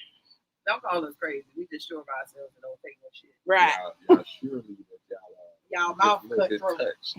Y'all will be touched. Oh, I can honestly tell you, I got a few screws in the loop. They all ain't tightened up, but you got to see what a lot of us Miami women went through. They smart. Yeah. We went through a lot. And like you know, I'm gonna say that there was a lot of women everywhere, but I know growing up in that area code 954-305 is no joke. It was no joke, and from my understanding, still to this day, it ain't no joke. So I don't even go. We went back once to where he could see where I was from. I'm taking her there just for one time. Yeah, but when we go back to Florida, because my mom is buried in Clewiston, so I try and go back every year to put flowers on her grave. But I stay in Fort Lauderdale. I went back to Miami just to show him, you know. Then just for that. Okay, ready? The school got a big ass gate around. Yeah, it looked like essentially you know looked like a what tripped me prison. out? It took for me to travel outside of Florida for me to see my first school without a gate around. Because we grew up with that. Now, So Carol City looked like a prison. Yeah, it's shaped like a prison. It looked like a damn prison. It's an elementary school down the street from my family, from my mom's first home that's in Florida, and it looks like a prison called Kelsey Farr. It's like it has 0 windows. What the fuck? Carol City had a little slit window. Yeah, that's all they had. Inspired the kids. No, But y'all don't understand. What a lot of people don't understand, and I know you know, because from Florida, we found this out in Florida that they built more schools like prisons just in case of a natural disaster or fallout, and the prisons shut down, and they have to house them somewhere. Because a lot of them doors, it took 2 people to open them. Them doors are heavy. And now that they have the electric locks on them, like in prison, like they still have the same structure because you can't knock a school down in Miami, those schools stayed up through every hurricane. Like they didn't have no structural damage, nothing. And they all had the same build. They built them to where everything was inside. You had no outside classroom. So, you know, you looking like you in a closed off community college later on in the years, but everything is surrounded by a gate. Yeah, I went to the old version of Miami Northwestern where we did have outside classes. But as soon as I graduated, they knocked all that shit down. It's like everything is on the inside. Everything is like, it looks like a house with a fort. That's what most schools look like now. Like they have forts around them now. Or if they didn't have a wall around them, now you see a wall. Or you see that special type of gate that you can't jump over, you know, or you can't break through. So of course, like that prison, the pipe, that school with the pipeline prison thing. Yep. That is like if you go down, you can see it for yourself. You get down to Miami, so you can see those schools for yourself. And when I take her, next month, it's like you can see that stuff for yourself. Yeah. And that's why people like, you left Miami. I'm like, hell yeah. I grew up in the first 48 Miami. I don't know what the fuck Miami. Y'all looking at that Miami Vice shit where people on the beach all day. Like one street. Y'all looking at one street. Yeah. The whole Miami. That's what people like me think, because I think that. I'm not gonna lie. I'm gonna tell you a funny story. So, I left when I was 18. I went into the military, blah, blah, blah. I never went back. I came here because I was born here and my dad's side is here. So I came when I got out of the military, I came back here. But somebody had passed and blah, blah, blah. I went home, took my aunt home with my cousin. And then she's like, well, let's go down to Miami and see such and such. So we went over to such and such, and we was down there, I think, like on 40 or something. I'm like, oh, shit. Yeah, you like, hey. You ready to go? Somebody, we gonna stay? Hell no. I remember the hood, but not this hood. I don't remember all this. I don't remember, and you forget that. Mm-hmm. Because I did go down to visit twice since I've been gone. And I've been gone well over 10 years. So it's like you go down there and it's like you go to your hometown and you're just looking at it like, well, when did they do that? Oh, they do that now? Like the fuck? What the hell?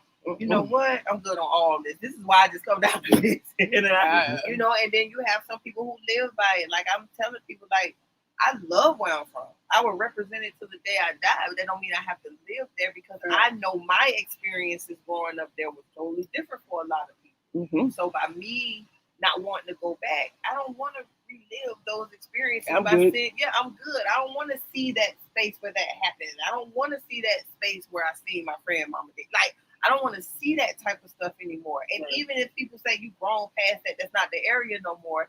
That's not the area for you, because you see it and you can tell me how to feel. The area is worse than when you left it, and some of those areas that I grew up in are way worse than when I left. So it's like, why? I'm not there. Like, so when I do go visit, like the last time when I went to visit and my brother took me around, I'm like, I'm ready to go. Like, I'm ready to go home. Like, I was supposed to be there for 2 weeks. I stayed 4 days. Like, we didn't stay. We went and visited. I'm looking at her. I'm looking at the time. Let's go. And she's like, we're going to leave? Yes. I didn't stop till we got to Gainesville. And then we got a hotel. Because people don't understand. And I say this with all the love. For anybody who come from, one of those type of cities. People do not understand your story from there. Right. So they're so busy looking at other people's story and the TV story, not understanding that your story is totally different. So your experience may have been sunshine and lavender fields. Mine was empty dish containers and dead bodies. You know what I'm saying? It was like you had the prostitutes on the corner. Prostitutes live with us. Yeah, you get my uncle was a pimp. I said, not pimp by blood, not religion. You get what I'm saying? So it's like everybody I grew up with. Yeah, that's why they I live made with that us. comment earlier about the girls who came out of the strip club with me and we all doing something with our lives. It's a good feeling because we all came from that. Like I came from literally going to Brownsville Junior High School and walking over a dead body because somebody done OD'd on the corner. You get what I'm saying? Mm-hmm. Like the school I went to was right next to some projects called the Flat Tops. The Flat Tops in the houses. And you just walk through dead bodies all the time. Like you walk through them trying to kidnap you. You got these grown men coming from other neighborhoods, rich men in nice cars, riding down the street next to us, 12-year-olds. If you get in the car, I can give you this. And the flash money, you know you in the hood and girls like us ain't never seen hundreds like that in the fan. You know what I'm saying? And then you got those who will run home and tell their mama, and their mama like, why you ain't get in the car? So you don't know. Yeah, that's real. That's real talk. And this is the stuff that they don't show because they don't want people to look at it bad. But that's the life. I know girls who got sold by their mama. I know girls who got sold by their daddy. I know girls who got pregnant by their daddy. You know what I'm saying? Like this is the hood we grew up in. So we grew up in an era where we would hide the pedophile, but cast out the gay person. Right. That shit. Shit. Don't say nothing to him. He pay our bills, but he touching me. But he pay our bills. You better go over there and sit down. Like so, me growing up, and live, you grow up and you live with that. That never happened to me, but I know some people who it happened to. You don't want to go back to it. You don't want to go back to see those neighborhoods. You know what I'm saying? Because I got jumped. I got jumped by men and women. Damn. By myself because I wasn't having sex at the time. And the girl who was, it felt like she took my boyfriend, and I was like, you can have him. Like, I'm not doing what y'all do. And I literally said it out my mouth. I'm not a hoe. My daddy don't play that. And I'm thinking, I'm just saying it like regular, like, bruh. I get to. Then she said, "You calling me a hoe?" Yeah, and I'm like, because that's what I was. That's what it associated at. Because you used to let the boys in the house, you used to let them get on you, and your friend girls. Y'all used to hunting all the time, and I remember me and my homegirl at the time, my friend girl at the time. We were standing in the yard, and the boys they walked past us. They usually say hi, but this day they didn't say hi, and then I was like, well, dang, we ain't do nothing to y'all. And they was like, yeah, but y'all ain't doing nothing anyway. And then, that's when they told us what the girls was letting them do. And I'm mostly like, well, I don't do that. So, I'm lost on it, bro. I can't say nothing to that. Tell you, bro. So, when that happened, I ended up, she ended up talking all this stuff. And I'm like, well, why are you mad at me? Like, you mad at me because I'm not doing that. But I'm telling you, I'm not a hoe. Like, I don't do that type of stuff. Man, I got to the bus stop, it was about 8 cars pulled up. Niggas and hoes jumped out the car. Yes. And I was always taught if you surround it, knock as many people out as you can. And I know how to fight, but I can't fight no nigga that's 6 feet tall. I think I was in the 11th grade. Mm-hmm. And it's big dudes, big women, and just her, the girl that I was fighting. So I knocked her to the side and I hit the old lady over the gate. And then I got hit in the back and I blacked out. But I already knew, like my daddy taught me, like if you can't beat them and they get you down, ball up as tight as you can and try to cover your face. Mm-hmm. They were trying to get to my face so motherfucking bad. But baby, I had the strength of Jesus. Baby, I was holding my face. But I ended up beating her up later on. But you know what I'm saying? It was just the fact that the jealousy and the things that people envy that we just don't know about coming from where we from. Because the minute somebody say, you from New York, oh, you know Biggie? No, nigga, I don't know Biggie. You know what I'm saying? Like a minute I say I'm from Miami, oh, you know Luke? I do, but that ain't none of your business. You get what I'm saying? Right. Like somebody say, if somebody, like I know people like from Louisiana, I'm not finna go up and say, you know Luke? Like, nigga, I know you don't know him. Like, you get what I'm saying? Yeah. Like, and that's how mind raped I feel like we are as a people, period. Mm-hmm. Because that's where the scamming come in. You'll do anything for somebody to see you in a different light. Yeah. So no, I am not. I love Miami to the day I die. I will go down there and defend my city. I will, defend the people who I still fuck with in my city. But am I ready to go back to live there? No, ma'am. No, ma'am. No, Sam, I am. I told you I don't hold Northwestern against you. So we good. Green and white. Well, baby, say, oh, doing right. So no, actually, how are your feelings about going back to Miami? I like I said, we just went to just what he can see. Other than that, I don't go. I mean, for one, I don't have any family left there anyway, so there's no reason for me. And then when I go back, it's like, damn, I grew up here. Yeah, it's not the memories. Sometimes you're looking at the memories, and that's what a lot of people don't understand. You're looking at those memories, and I tell people, yeah, it's a lot of good memories. Y'all don't know what I had to do to get those good memories. So it's like all the bad that was happening. And you like, look, now you thinking about it. Yeah, look. Yeah. I was like, nah, I didn't get jumped, but I was always with this family of girls that love to jump everybody else. So they just thought I was part of them. So they left me alone. That was when I was at Carol City. Now at Central, I was on my own. But no, there was a guy. He was like, his name was George McBride, and we had the same. Like we was the only 2 McBrides in the school, so they thought I was his sister, and he was a badass, So he saved me just association because I'm the only child. So it's like I'm rolling by myself. So people really didn't mess me. The girls were, because I was best friends with one of the popular guys. So they used to say little slick shit, but they always was. Yeah. But me and him, we was always just friends, nothing else. We were always just friends. In an area like that, where if they saw me talking to him, it's like, ooh, down together. No. Right. Oh, That's yes, how it it was was. high. Yeah. If you want to know, he talking to me about you, like you know what I mean? And that's how it was to be. Like I like football players, and like I used to have people talk, like just talk, and it was always, oh, you have sex with me fucking them. Oh, I'm not. Like they literally telling me about your hotels. You know what I'm saying? Like They had this chicken head list that went around the school. Oh man. wow. They Yeah, listed all the girls. It was like 20 of them. There was one man in high school, boy. I was thinking her to baseball dugout, she was sucking dick, doing some of everything. Wow. But you know what's probably something going on with that girl. Oh, Her- ain't no probably. It Yeah. was something going on. It might have been. Something was going on with her for her to do that so easily Yeah, in my high school days, it with so many was guys. black, and it was white. From the city where I'm from, all the blacks came from the actual city that I stayed in to the high school, and the whites was in that city. Okay. It was already there. Yeah, so I guess the white girls was being rebellious when they were fucking with the black guys. Oh, And we child, was just- yeah, that's a we norm.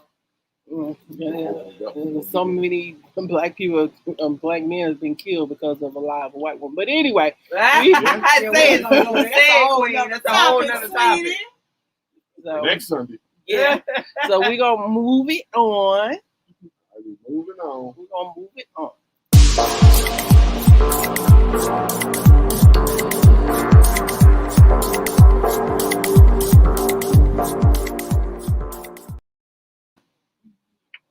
So I got a good one for y'all. Uh-oh. What would you do?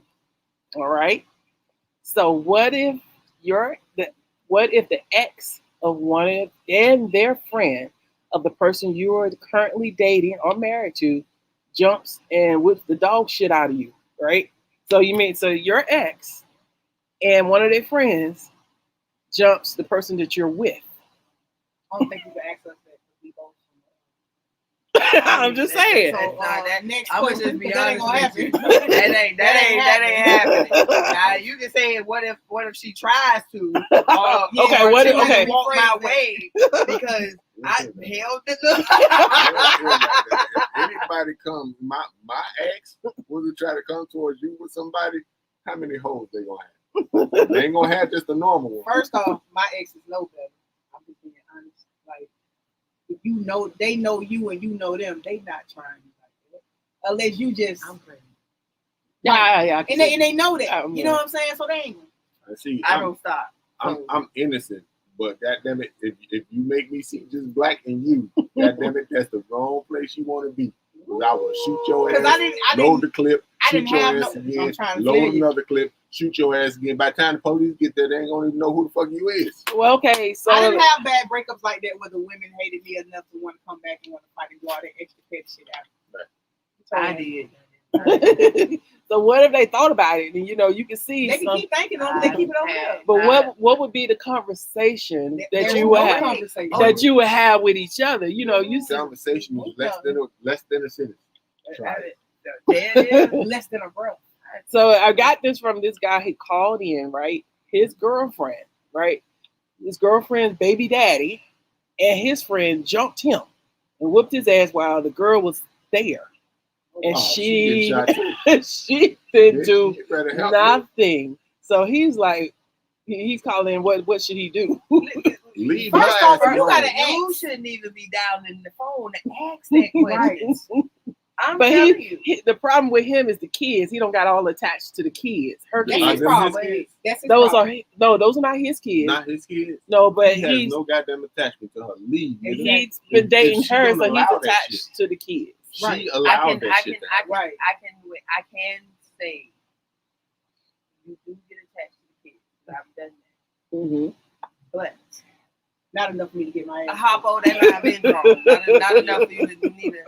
I'm like this. Because I'm looking because my ex got some ruthless exes, and I thought I was gonna have to beat one up at her job because I didn't know she worked at the little fast food thing. You know what I'm saying? Like I didn't know he was throwing varsity hot dogs. You know what I'm saying? So we go in there.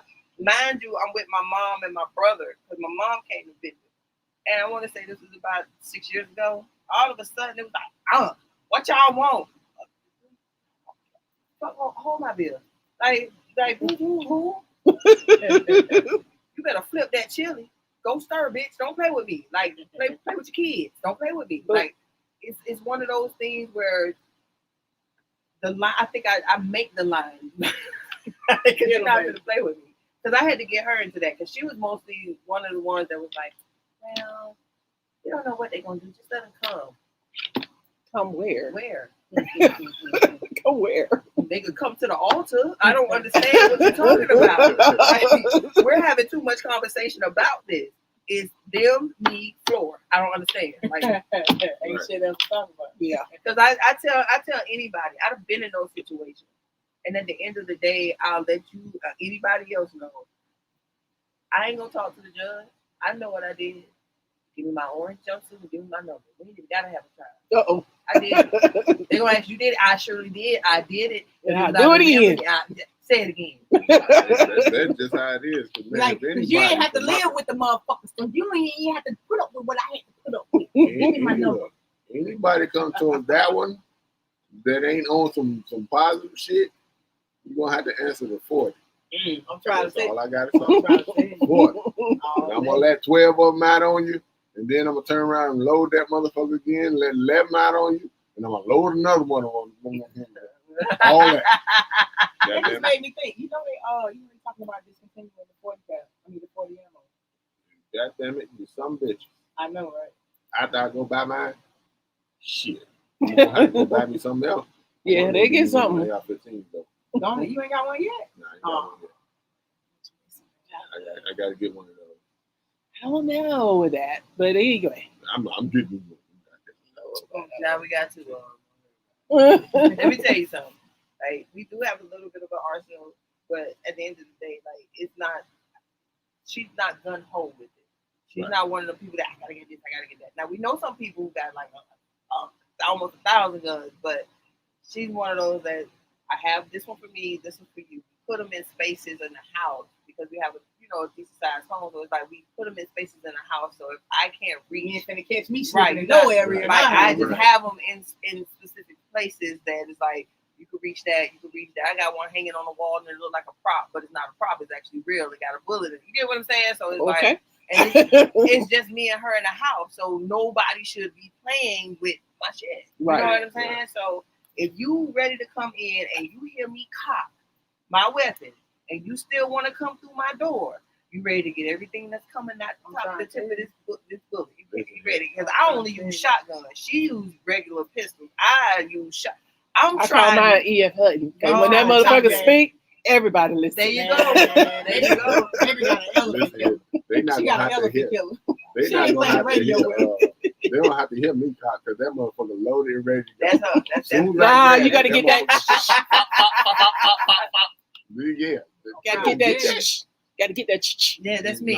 That's me. Gotta get that. That's me. I'm having that Take my motherfucker side, loaded caught already. mosquitoes, ate them up. You gonna hear that after I done shot one or two of them motherfuckers already. Yeah. And all you want is shoot. I'm trying to tell you. Y'all a mess. So to stray away from that, I wanted to ask y'all something because we had this discussion. Okay. How do y'all feel about people coming to y'all, lowballing y'all purposely? And they've worked with people and paid them the price that they paid. Client, yeah, people coming to you low ball. Have y'all dealt with that? I have. Because so for us, because I'm the softie, so people can cry me a river. So I let him deal with the money. I totally back out of it and let him deal with the money. Yeah, So you talking about they want to do a whole big scheme music video and pay $200. I'm like, motherfucker, where you think you gonna get that from? Right, you ain't gonna get a wall and one look. You shooting this on a phone or something? What do you? Because we got a ton of cameras. We got the Sony FS5.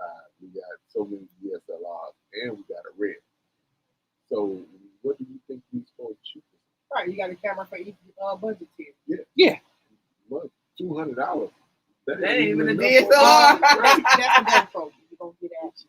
Gotta go, bro. So we can do it that way. I just think it's disrespectful. It's a slap in the face. It's disrespectful. Especially when you work with people that have the budget for. Right. And it's like, you only doing this because you're black. Right, you trying to come at me on that lame shit? Come on, Like, come on, can we just, help a sister out, help a brother out? Yeah. They and always I pull that know- black And card. I learned that working on big budget commercials. I'm looking at what I'm getting paid, and it's only a fraction of what the person standing next to me getting paid. So I'm like, God, actually making almost $2,000 a day, for this amount of hours, and I'm getting like 1,000. You know what I'm saying? It's like, no, how, why?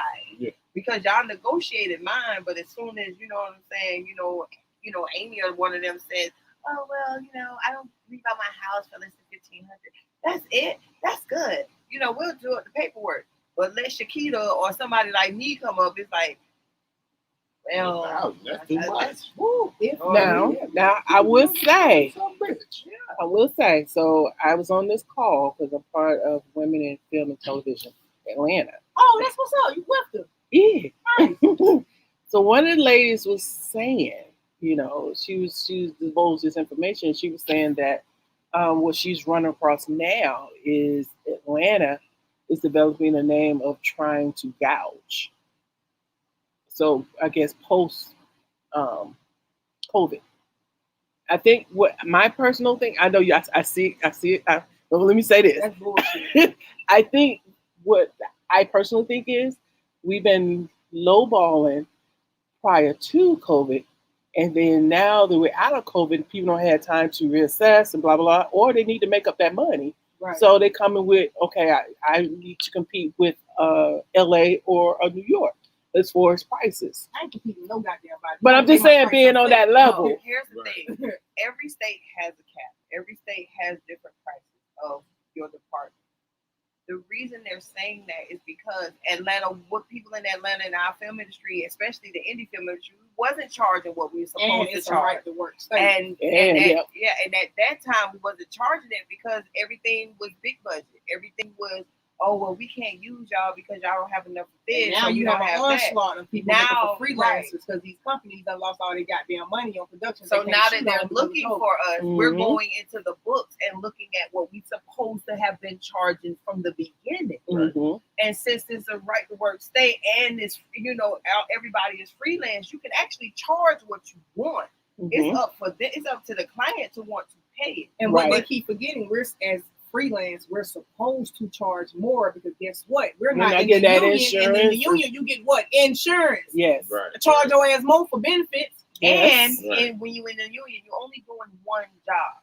So if you come into gas, all you're doing is gas. You come into light, all you're doing is light. You come to do sound, all you're doing is sound. You coming to me, I'm producing DP and editing, bitch, you finna pay me. You get what I'm saying? Right. I'm creative And directing, I'm doing the production, right. I'm putting it up, we clean it up. Like, in big budget production, they have people to do all that, put it up, then you have another set of people to break it down. Mm-hmm. No, I'm the one breaking it down. I'm making sure the sound selection is right. I'm making sure we all queued up. I'm making sure the blocking is good for the lights. I'm helping with the light. I'm doing all of that stuff.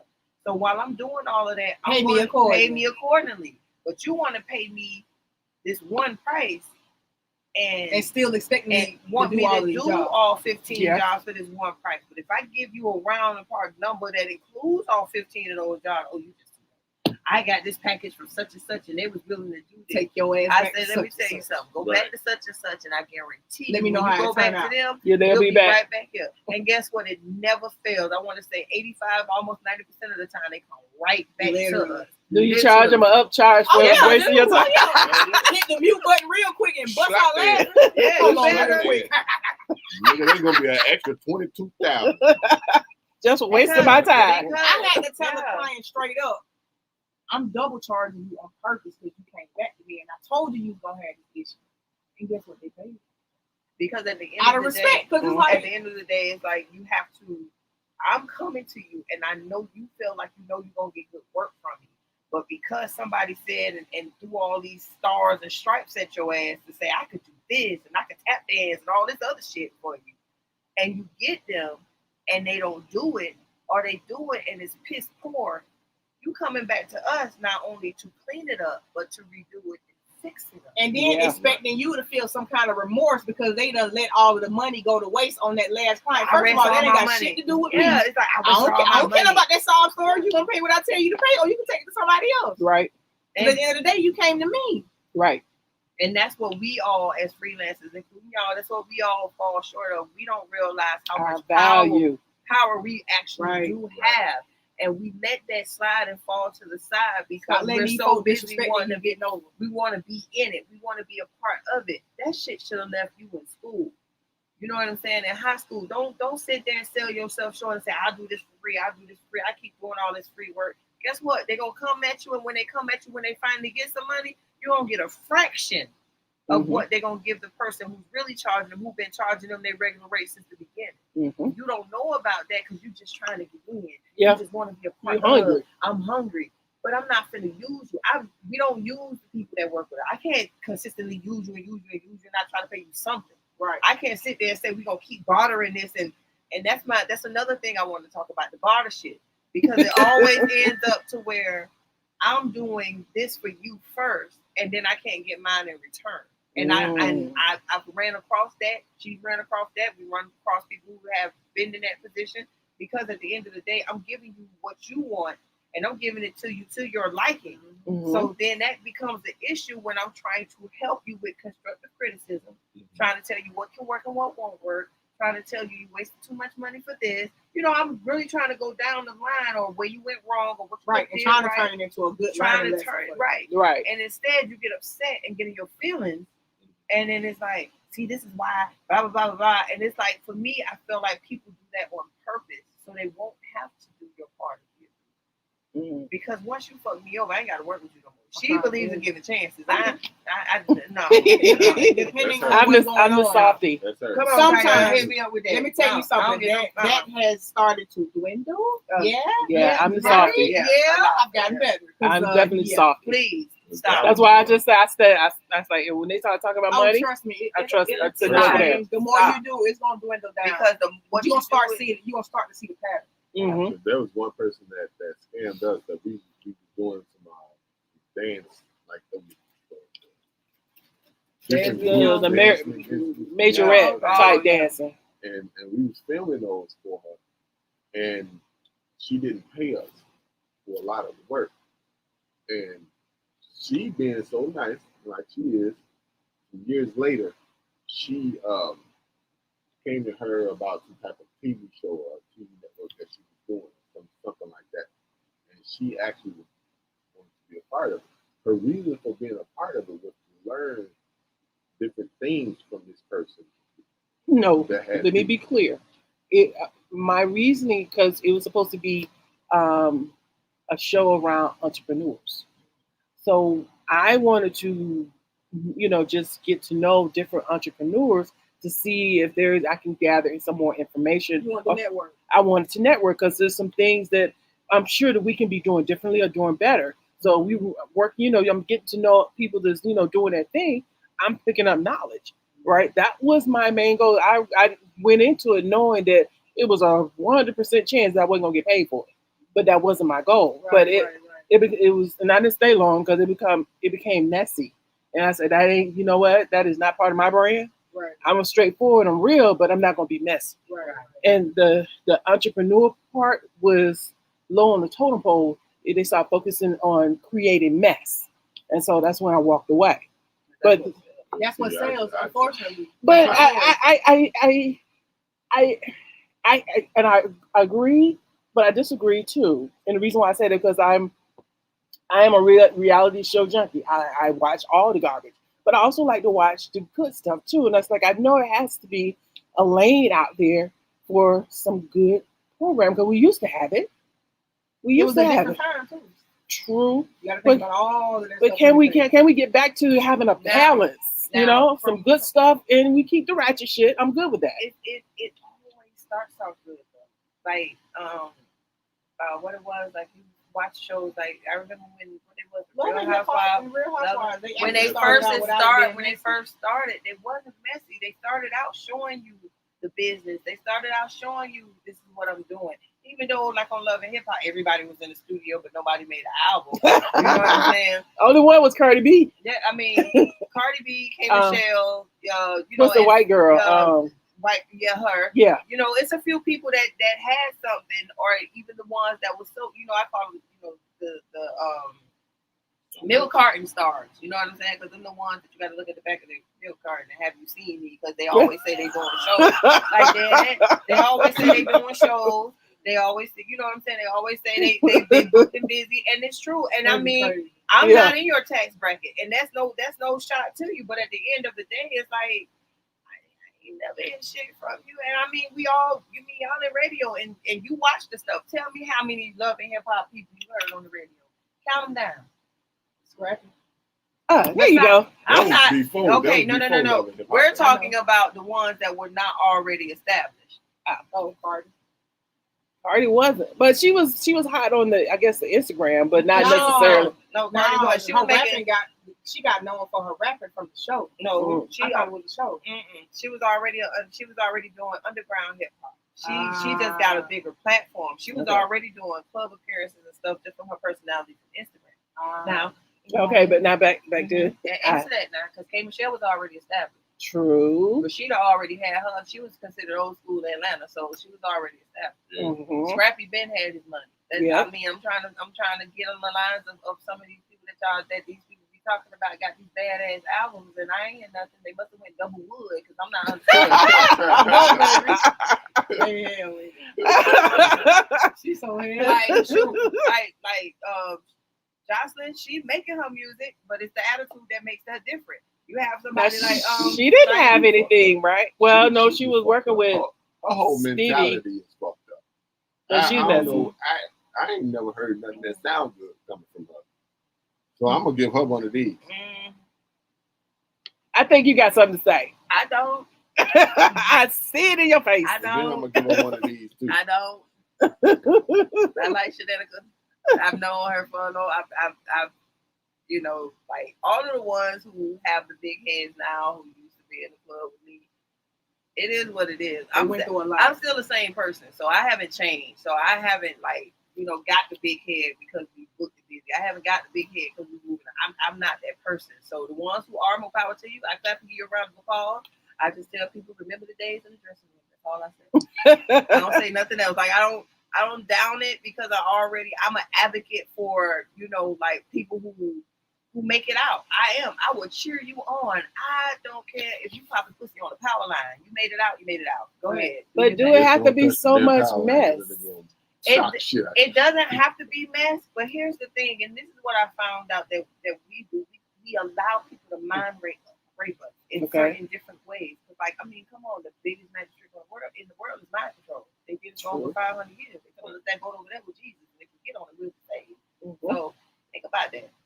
So if I got this girl here who know this girl but only know of her, I'm gonna sit there and say something about her to you, and you're like, well, I don't know her. Why she don't like me?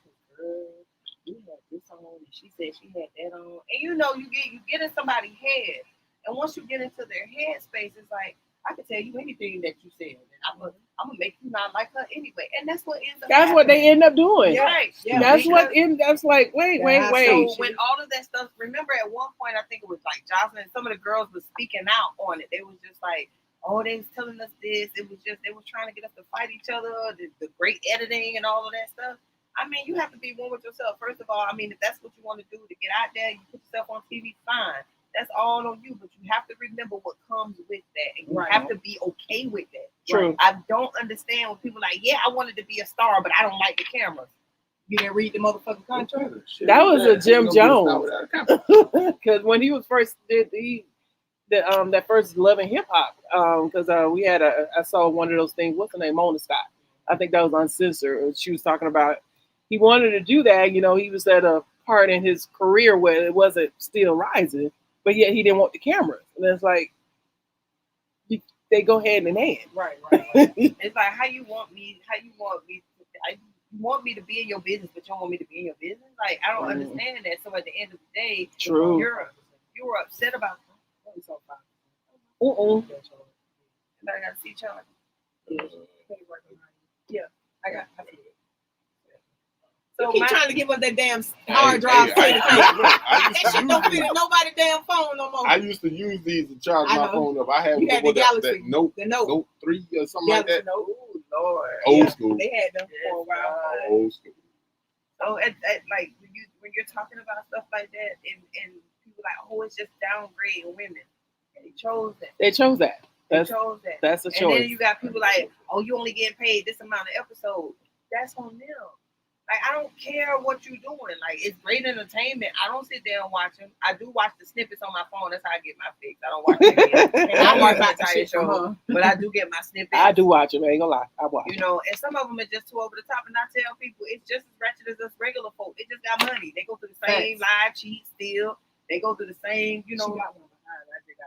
They go through all of that. They go through all of that bullshit, and you just like, why they going through that? They go through the same thing we do. They talk about each other. They steal from each other. They husbands either beat on them or all. You know what I'm saying? It's life. Have babies out. They're human. They just life. got a different tax bracket than we do. Yeah. And it's funny because they doing it in ball gowns and very expensive clothes. Yeah. And, you know, we looking like, oh, my life is not that bad. right. And you know what's crazy? What else is crazy about that part? About that trips me out is a lot of them like rent stuff. They rent their houses, they rent their cars. It's like, I'm not finna lie to y'all to tell y'all I ain't got this. Right. Yeah, they do. They be going too damn much for nothing. Yeah. But while they fixing on that, I'm gonna move on to.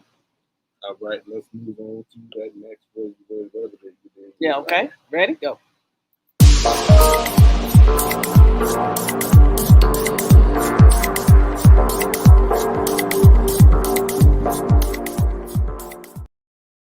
Angle on. Okay. All right. Did you know? So this segment, we will celebrate and acknowledge an African American and their contribution making this country great. February is Black History Month, but we celebrate Black history on our show every week. Today in Black History, we celebrate Rashida Jones, 39, MSNBC president and first Black executive to run a major television news network. She's a graduate of Howard University, HBCU. She worked she worked in several TV stations before landing an executive producer position at MSNBC.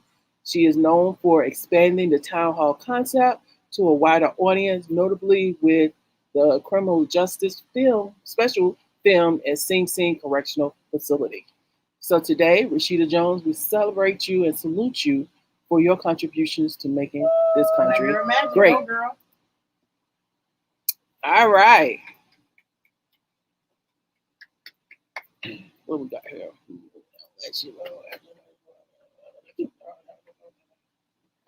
Yeah, we can do. All right, ready? Ready? Here we go.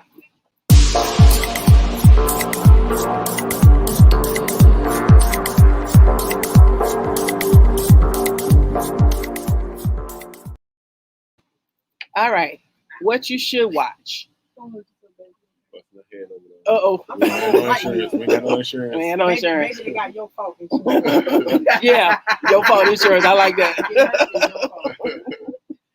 So, I Am All Girls on Netflix, starring Erica Wessel and Luby Boyer. I mean, his African name, so I hope I'm pronouncing that correctly.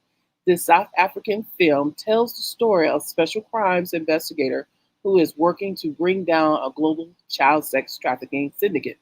And in order to keep on the syndicate's trail, the investigators teamed up with an unlikely ally, a serial killer who also aims to bring down the criminal trafficking ring by slightly different methods. Killing, okay? And this is all based on real events. And I would definitely recommend this movie on Netflix. What's the name? I Am All Girls. All right. I Am All Girls. Yeah. Now, what you should watch. This year marks the 100th anniversary of the Tulsa Race Massacre. On May 30th, 1921, a young Black teenager named Dick Rowland entered an elevator at the Drexel Building in Tulsa, Oklahoma. And at some point after that, a young white elevator operator, Sarah Page, allegedly screamed. Rowland fled the scene. The police were called, and the next morning they arrested Rowland. This was the spark of what has been documented as one of the worst massacres of a race in U.S. history. They estimated on the lowest end, 300 Black people lost their lives over the next 2 days. Over 1,200 homes were torched and businesses were destroyed. So on several networks here coming up at the end of the month, They have thrown their hats in the pile to tell that story. On May 30th, the Tulsa burning, the 1921 race massacre, executive produced by NBA superstar and philanthropist Russell Westbrook, which will be on History Channel.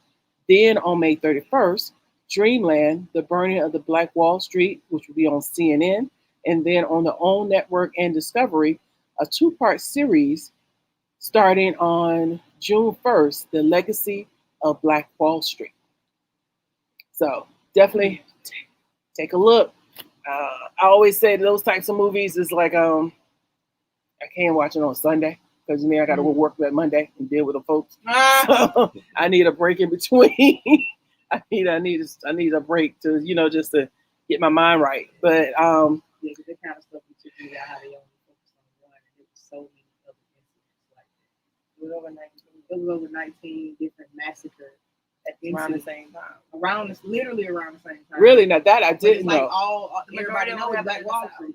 They only did Black Wall Street because that's around the same time they was actually doing mass raids in different parts. Like there's a lot of black towns in the South, and they purposely went in and took them away because they see the reason the one in Tulsa like Rosewood. the reason that one was making that's like Rosewood. They seen that we were becoming too self-sufficient. Yes, and it had nothing to do with no. It had nothing to do with no accidental bombing. It had nothing to do with none of that. They seen that we were literally making our own money. And we had our own money. We had our own banks. We had our own car dealerships. We even had an airport. We had bakeries and restaurants. And we didn't go outside of the black area. Mm-hmm. They had to tear that down because the black dollar kept everything going. And this is what our people don't understand. The moment we stop giving other money, they have no choice but to respect you. Hurt them pockets. You hurt them pockets. That's how you get them to listen. And every time we stop buying certain things or we cancel certain things, you see the apologies come out the ass. It'd be I apologize because when I was in the third grade, we didn't mean to dress that baby like a monkey and have their head looking like that. And calling them that. We didn't mean that. Really, H&M. This is true. So you have to it's all up to pick and choose thing. You have to pick and choose, child. And with this and all of this, like let's show this. I really am. No matter how much we are in film, I'm sick of seeing trauma. Okay. Yeah. Because that's all they show us. That's the only thing we win at award shows. That's the only thing we get nominated for. That's the only thing other want to see. Oh, I want to see it. You can't acknowledge it, but you want to see it. Like, come on, you want to see, Patricia portray, Lulabelle and get beat, 150 lashes. Because that makes for good such and such. That's because look at who's on the voting board. That's why they're voting. That's the part that trips me out. But we can't learn about this stuff in school, but it's okay for us to watch it on TV. Like, that's what I'm not understanding. Look at, we was talking about this on last show where they're taking history out of the school. Did you see the law that just passed? Did you see the law that just passed? I think it's in 2 states. They just passed Tennessee and Mississippi. No. Probably Texas. I think it's either Tennessee and Texas or Tennessee and Mississippi. Yeah. They literally passed a law that history teachers cannot teach African American history that is not approved by the county. Meaning that bullshit they lied to us about in books. That's what they want them to continue teaching them. Yeah. They can't continue teach them about Black Lives Matter. They can't talk about George Floyd. They can't talk about, Fidel Castro. They can't talk about none of that stuff, or the school will lose funding. And the teacher can get fined up to $5,000. And fight. They already ain't making no damn money, so why you gonna hurt them even more? And then, mind you, I heard this. I was listening to this from a white teacher who teaches history, who literally was like, "Then I have to go to the private sector, and they're gonna lose a lot of teachers, especially in my field, because of the simple fact I'm white. I know what we did. I want to be able to teach my students that. I want to be able to have a face put to what we did wrong or what went wrong. Because if you go to Germany, they teach them about the Holocaust all day. Yeah. About the Holocaust in Poland. They teach them about that because they want you to know what we're never going to do again. Yes. Right. You get over here, it makes America look no, we're bad. Gonna keep doing this shit. We're gonna keep making it. You know what's making us look bad? You motherfuckers who keep trying to hide it. I don't care if you a DuPont or whoever else or the founding fathers of the people who own this country. At the end of the day, y'all on y'all 9th heart surgery. Like, come the fuck on. Let that shit go. You know what I'm saying? Y'all got some black babies in y'all family somewhere. Understand that they still gonna go through it, whether you claim them or not. That's on you. Probably not, but yeah. Yeah. Probably not. But at the end of the day, stop whitewashing it all. Stop washing it down because you are afraid that somebody's gonna look at you for who you truly are. What the hell you think we doing bombing other countries for no reason? Until we can find out what the reasons were. You get what I'm saying? So it's all shit. They said if it makes the kids feel bad or the parents feel bad because of their race. But you got the KKK in the book, and then in our history book, the Ku Klux Klan is in there, but they're not considered a terrorist group. They were just considered bad men. Bad men. They let them keep teaching that bullshit. And they'll tell them that it wasn't a bad radical group. They just believed in what they believed in. But you got people like the Black Panthers in the book, and they're called all type of radical this and the radical that, and it was a mob and an angry gang. And if it wasn't for them, we wouldn't have housing. If it wasn't for them, kids wouldn't have breakfast in schools. If it wasn't for them, it wouldn't be no WIC because they started all those programs. Not the government. The government shut them down and took it from them. Right. Mm-hmm. So we are like the backbones of a lot of this stuff. It's just that y'all come in and take the rods out of our back on purpose and then expect for us to still be able to stand up straight. That's not going to happen. And expect us not to do something. They better be glad. So that's why I go hard. Like when we doing films and shorts, I call everybody of us. I do as much as I can. Like, look, you know somebody who do that. He always got something going on, so you can't call his ass.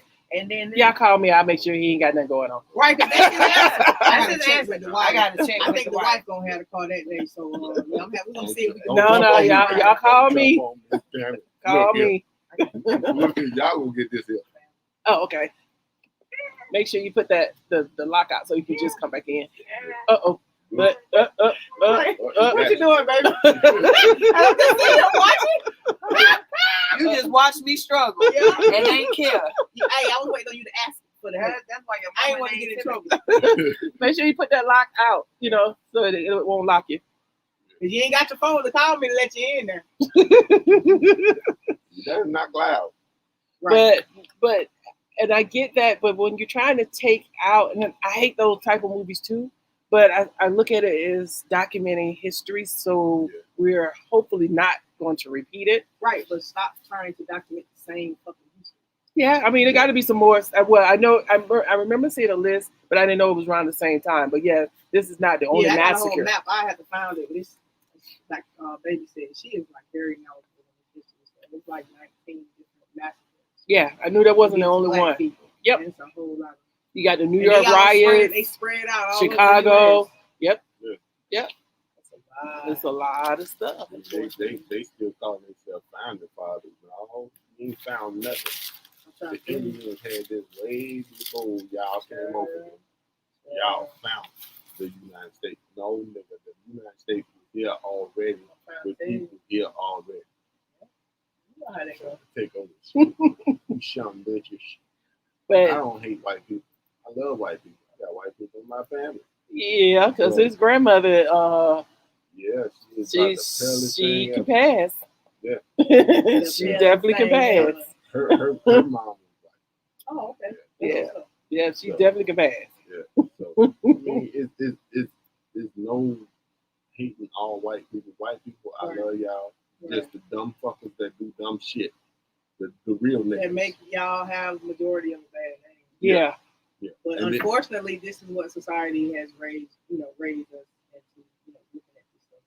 And the good thing is that nowadays you see on social media that the kids of white people are basically rebelling against them. Oh, you see, they calling their parents out. Like that started happening in during the Black Lives Matter movement. That shit started last year. Yeah.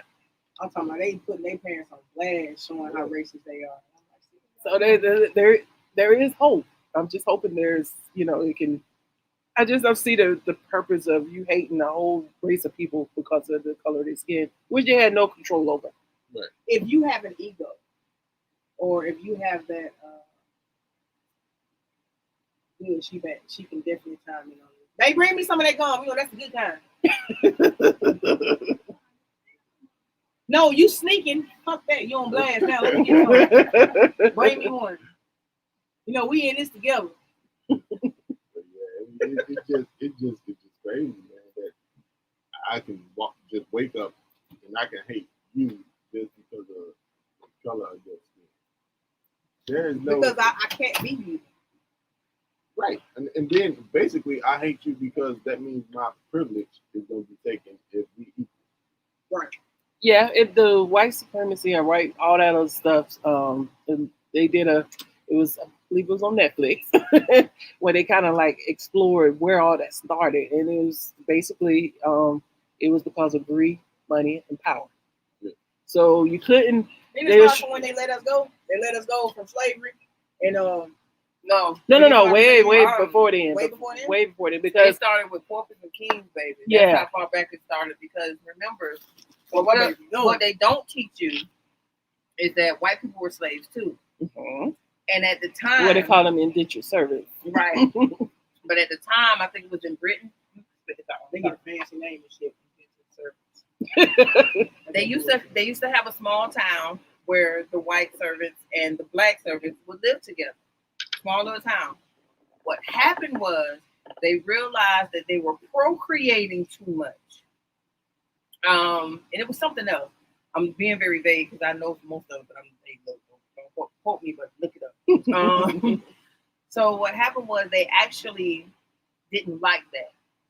So what they used to do was, yeah, y'all doing the same thing, but you hold more value than him. You get what I'm saying? Look, because they're darker than you, they're dirtier than you. You get what I'm saying? So even when they had slaves and they freed them, they still had the poor white people thinking that they were still better than them. Yeah, you're poor, but at least you're not black. Mm-hmm. And that's what basically happened with the separation of the white servants and the black servants in that small town, which later became England, I think. No, not England. I'm sorry, which later became Washington. It was one of them states. It was a state, but they came over, and that's how it was. It was a small town full of the servants, and that's what they used to go in at night. And they didn't like to procreate. Yeah, because a lot of the white people was in love with the black women. So even before that, because they started with the religion, as back over there in England, whatever. So they tried to start with the religion. It's all about separating, and it was still about money, greed, and power. So when they ran out of excuses for that, then they started looking for something else, and then color came in there because they introduced that to us. Because we were never considered. We were never a race. We was always considered Moors. We were Moors. We were something before Moors, and then we became Moors. And Moors was us. Mm-hmm. We were that. We were always kings and queens. Always. Mm-hmm. That was mentally taken away from us. And then when they physically stripped it, first they, physically stripped it, then they mentally stripped it. So once it got stripped away from us, we lost our own value within ourselves. Right, because they teaching us in school that our fucking history starts from slavery. Yeah. No. And that's how it was. That's taught how in they school. teach you in school. But my dad wasn't with that. Shit. My mama wasn't with that. They wasn't with that. They wasn't no slavery started way beforehand, baby. Don't let them people believe you because they actually had us. We used to have to write book reports on Roots, the movie Roots. Mm-hmm. And I remember that was like a staple. And I'm like, why do I have to write a report about getting shackled and beat and y'all changing my name from Kunta to Toby? You know what I'm saying? Like, why show me that part and not take accountability throughout the rest of the years? You just want to take accountability for that part. But guess what they do now? Yeah, but black people sold y'all too. Y'all sold yourselves too. It's like, why do you have to one up what we already know? Because it won't make you feel as bad for doing what you did. Right. Like I don't understand. It's like I didn't do that. My uncle did it, but you still acting like your uncle. Mm-hmm. That part. Yep. Slap. Message. How many slaps can you take? How many cheeks you got? How many cheeks you got? All right. Yeah, let's not. I tell us all the time. Learn. Just don't stop at the book. Don't stop at the cover. Go inside that motherfucker. Especially if you are in Atlanta, you live in Atlanta. Please take your ass. You're black. Take your ass down. Or just get on the internet and start. Yeah, you can go to the Civil Rights Museum here. Like, go. Like, it doesn't hurt to learn. I mean, it's painful as it is for us to see it. But when you see what we used to be and how we used to be before we allowed people to come in, it was totally different. Yes, we were killing we were doing whatever other country did. Yeah, we were no different. We still human. Mind our own business, still getting money. Yeah, going to the Civil Rights Museum. Have you sat in that seat where they tell you to put your hands on the Which Civil Rights Museum? downtown? Yeah, we haven't been to that. We've been to the Apex, not Civil Rights. Man, See, I ain't been to that this one, but they showing you a lot of the history, a lot of where Martin Luther King started, and the balcony where they shot him, all that, and then they sit you on this counter. There's a counter that you put your hands on. They tell you to put these headphones on. You sitting on this counter, and you got all kind of white people from back in the day yelling all in your damn ears, saying nigga this, nigga that, and this. Man, if that does not boil your damn blood, there's something fucking wrong with you.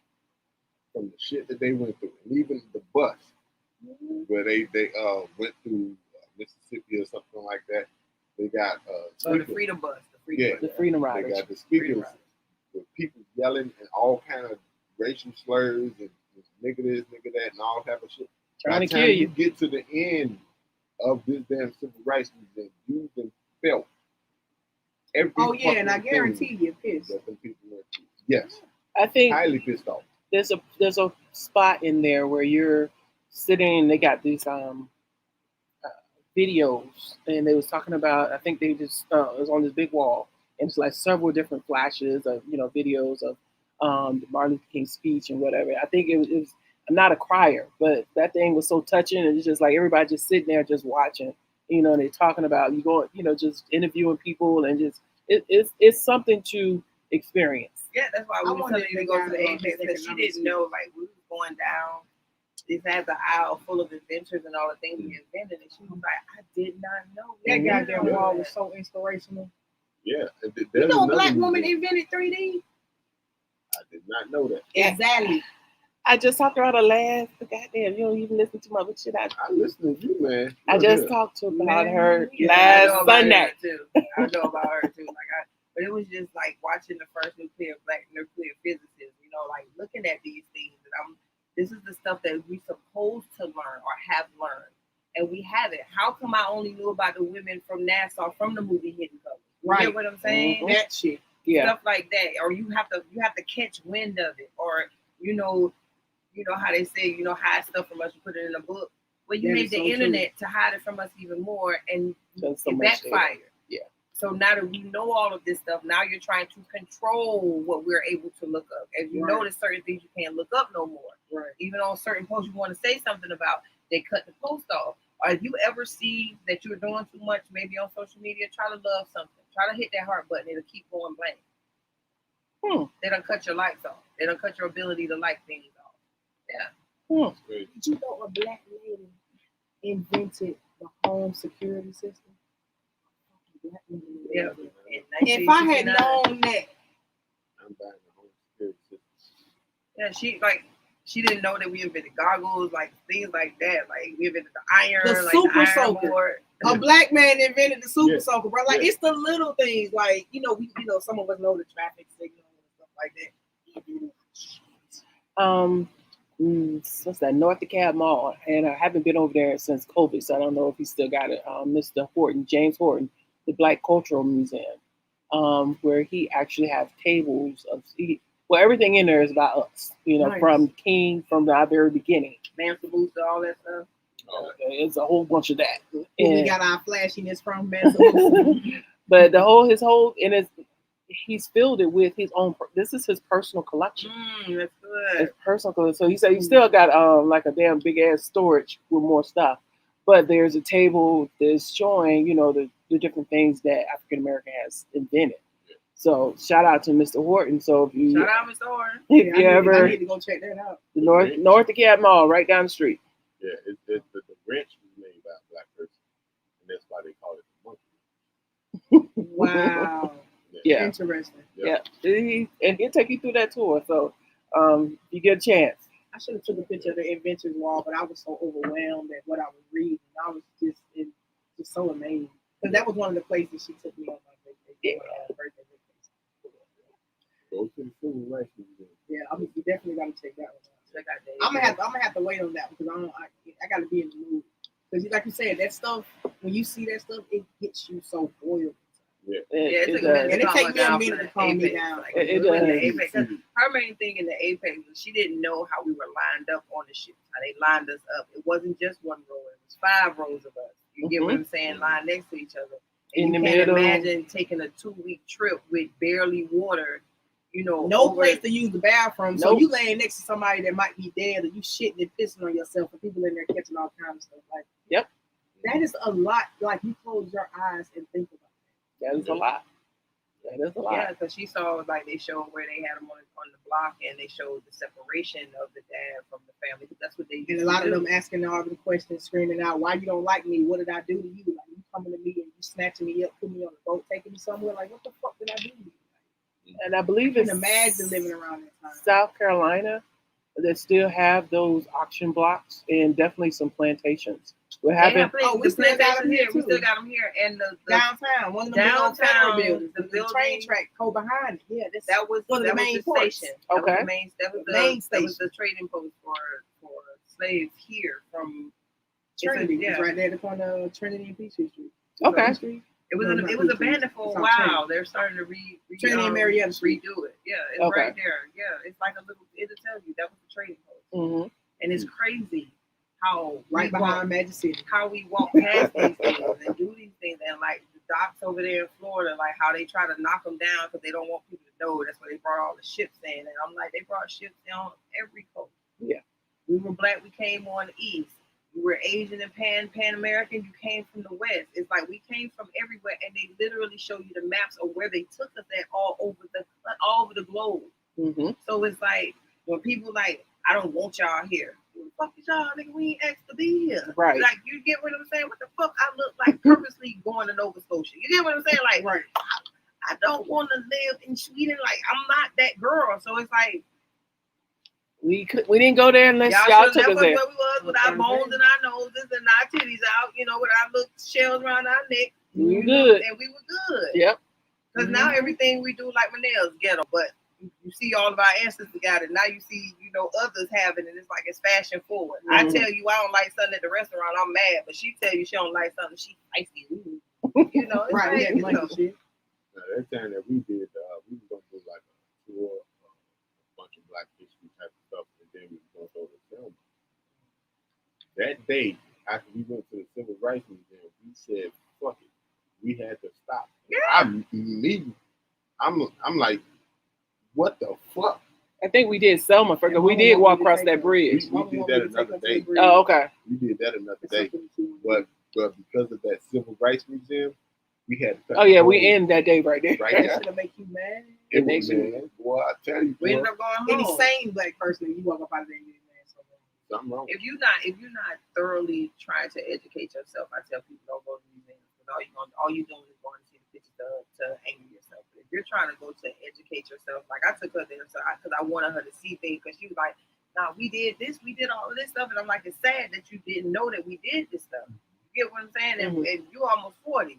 It's like that's what I hate.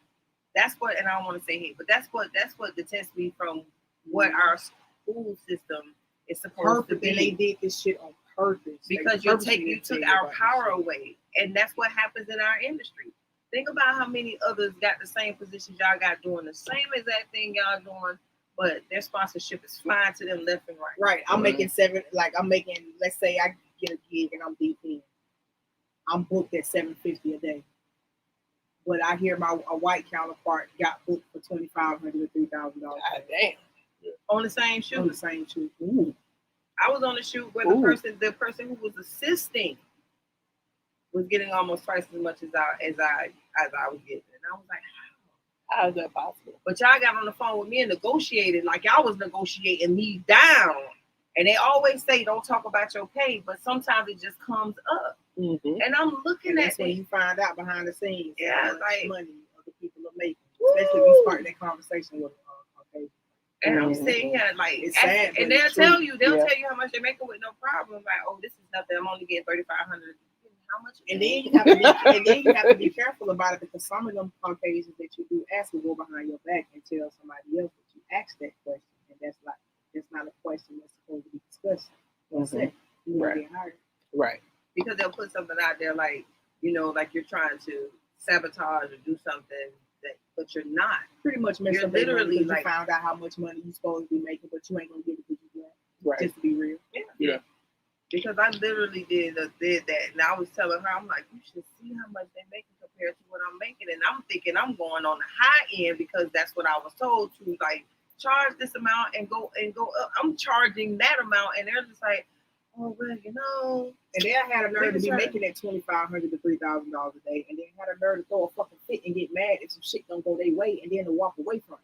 I wish I did have that kind of guy. You can walk away from a $2,500 a day check just because you mad because somebody you didn't want to put the fucking camera over there because you didn't agree with it. That's real. At least you can do that. Right. That is privilege, bro. We can't do that at all. Because nope, we're gonna shut the fuck up. We still fighting to get our goddamn rate. And I mean fighting. Yeah. And I mean to the point to where it's like, well, can you go down to this? I'm like, no. I already went down to a third, brother. And you still want me to go down? Right. And if I'm going all the way this low, I might as well tell you no. Because I'm Right. working for free. Yeah. And then you're not going to open end it because that's when they get me. And if I do give them my rate and they pay my rate, well, this is all we have left in the budget since we had to pay you that. I said, well, y'all going to have to figure it out. I'm trying to tell you because that ain't going to hurt my goddamn feelings. When y'all paid Kellyanne, 3 times my rate, y'all figured it out. Gave her a credit card. Y'all figured it out then. I go on sets. Everybody got a credit card but me, but I'm in charge of my department. How your whole department got an open credit card and you ain't got one? And you running. And when I tell you almost every like major shoot, that's how it is. I never got one. I'm in charge of the department, but I don't get a card. Everybody else in charge of the department who's other gets a card. And I was like, well, who do I go to if I need? Oh, well, just go to them. They'll give you their card. And I'm on a $5 million commercial. Don't play with me. Wow. Because they'll sit there and they will. When I tell you, it's disheartening because when you walk on those sets and you realize these motherfuckers got a $20,000 crane in the air, and you know what I'm saying, you like, well, y'all ain't need that crane. Why y'all couldn't pay me? You get what I'm saying? Why y'all had to negotiate me down, but y'all didn't negotiate, Becky Sue down. And then like on one shoot, it was just. Talk about like, well, pretty soon this is gonna be your shoot anyway. You're just. I'm like, okay. Like the money, that bitch. You get what money I'm saying? first, right? Money first. But they're so you, and then once they see the final product, they're like, oh my god. They didn't want to praise you, right? Yeah, you cut me my check or my coin on the next call. All right. Give me my motherfucking money, bitch. All right, we're going to move on from that. That real and raw and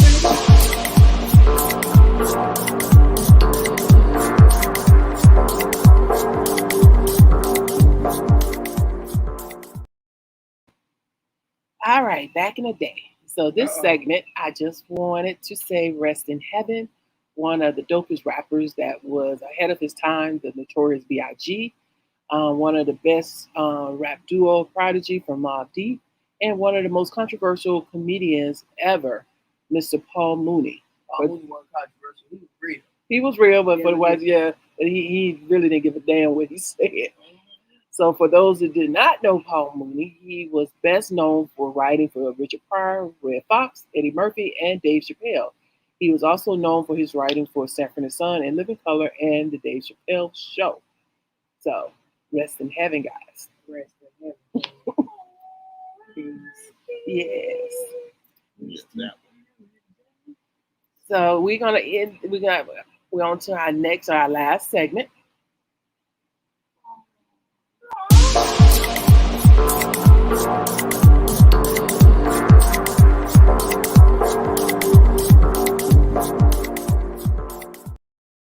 From Las Vegas, like I'm a feather girl, like I'm a flamingo girl, like because that gives me very 80s.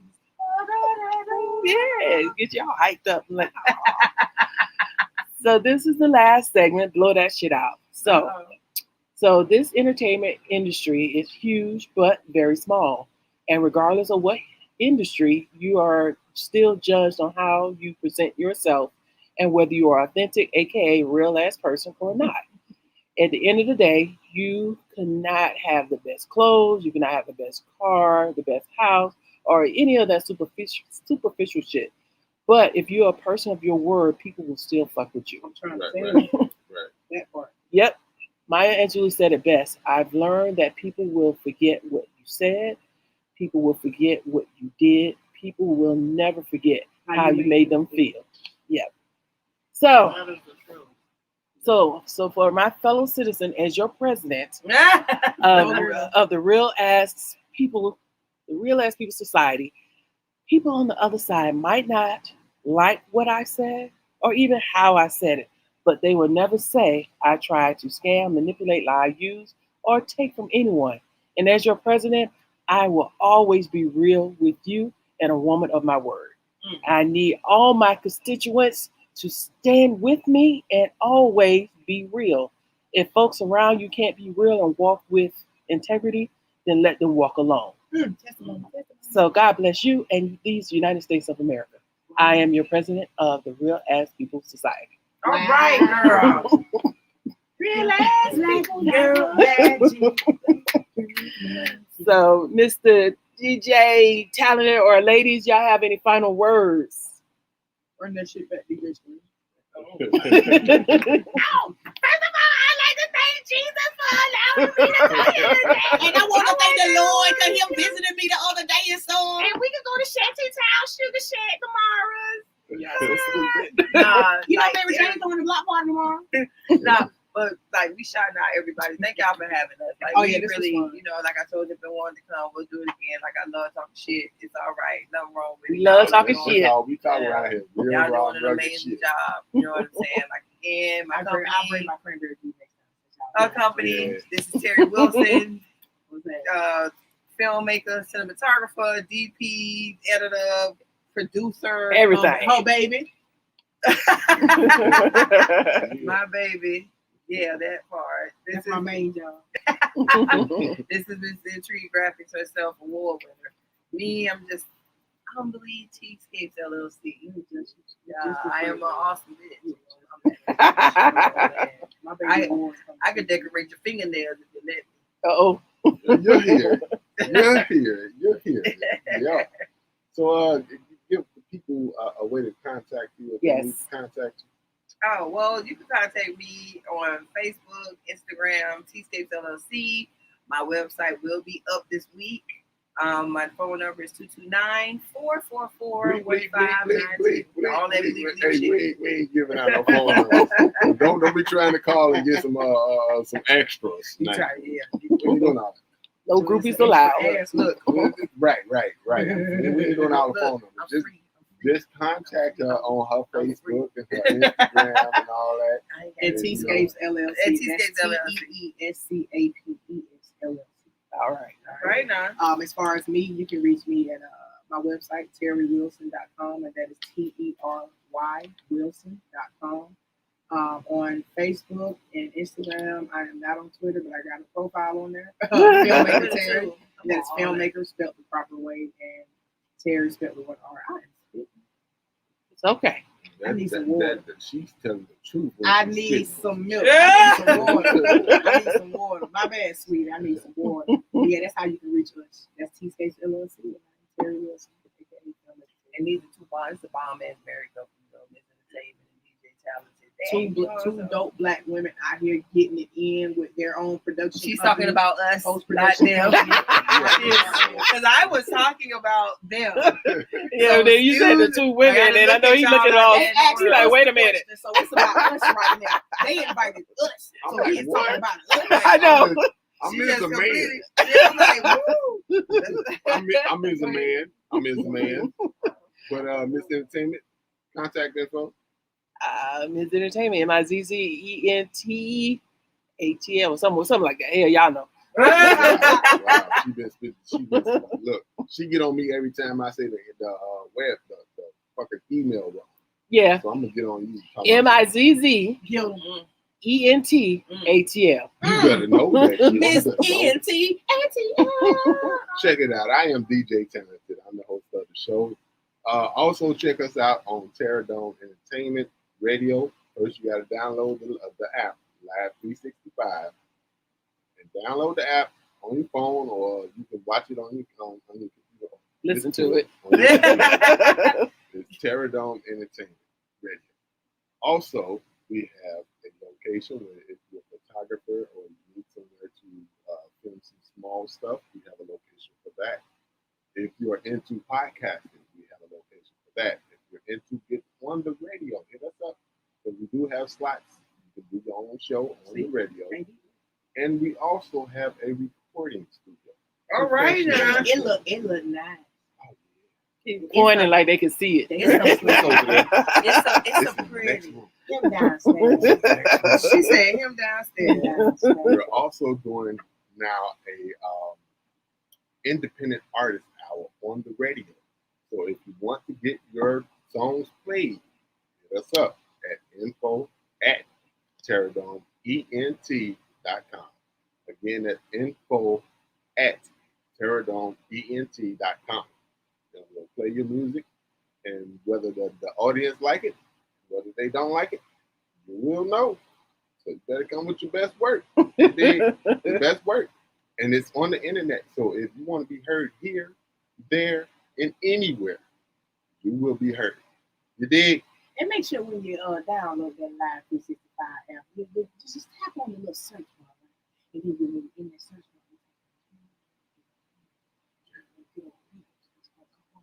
Guess when you can hear them live. Yeah. And you'll hear replays of every Real Raw Rugged.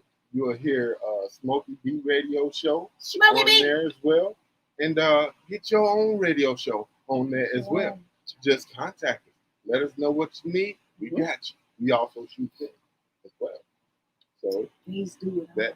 We do it all. One-stop shop, y'all. Please do it. All right. So this has been a good show of the real, the raw, and the motherfucking rugged. You dig? With Terry and T, and we out this bitch. You dig? We give you the real, like you popping a red pill. Ain't no time for acting. It's like camera action. Real life is a script. Real talk is what it is. Enlighten your success.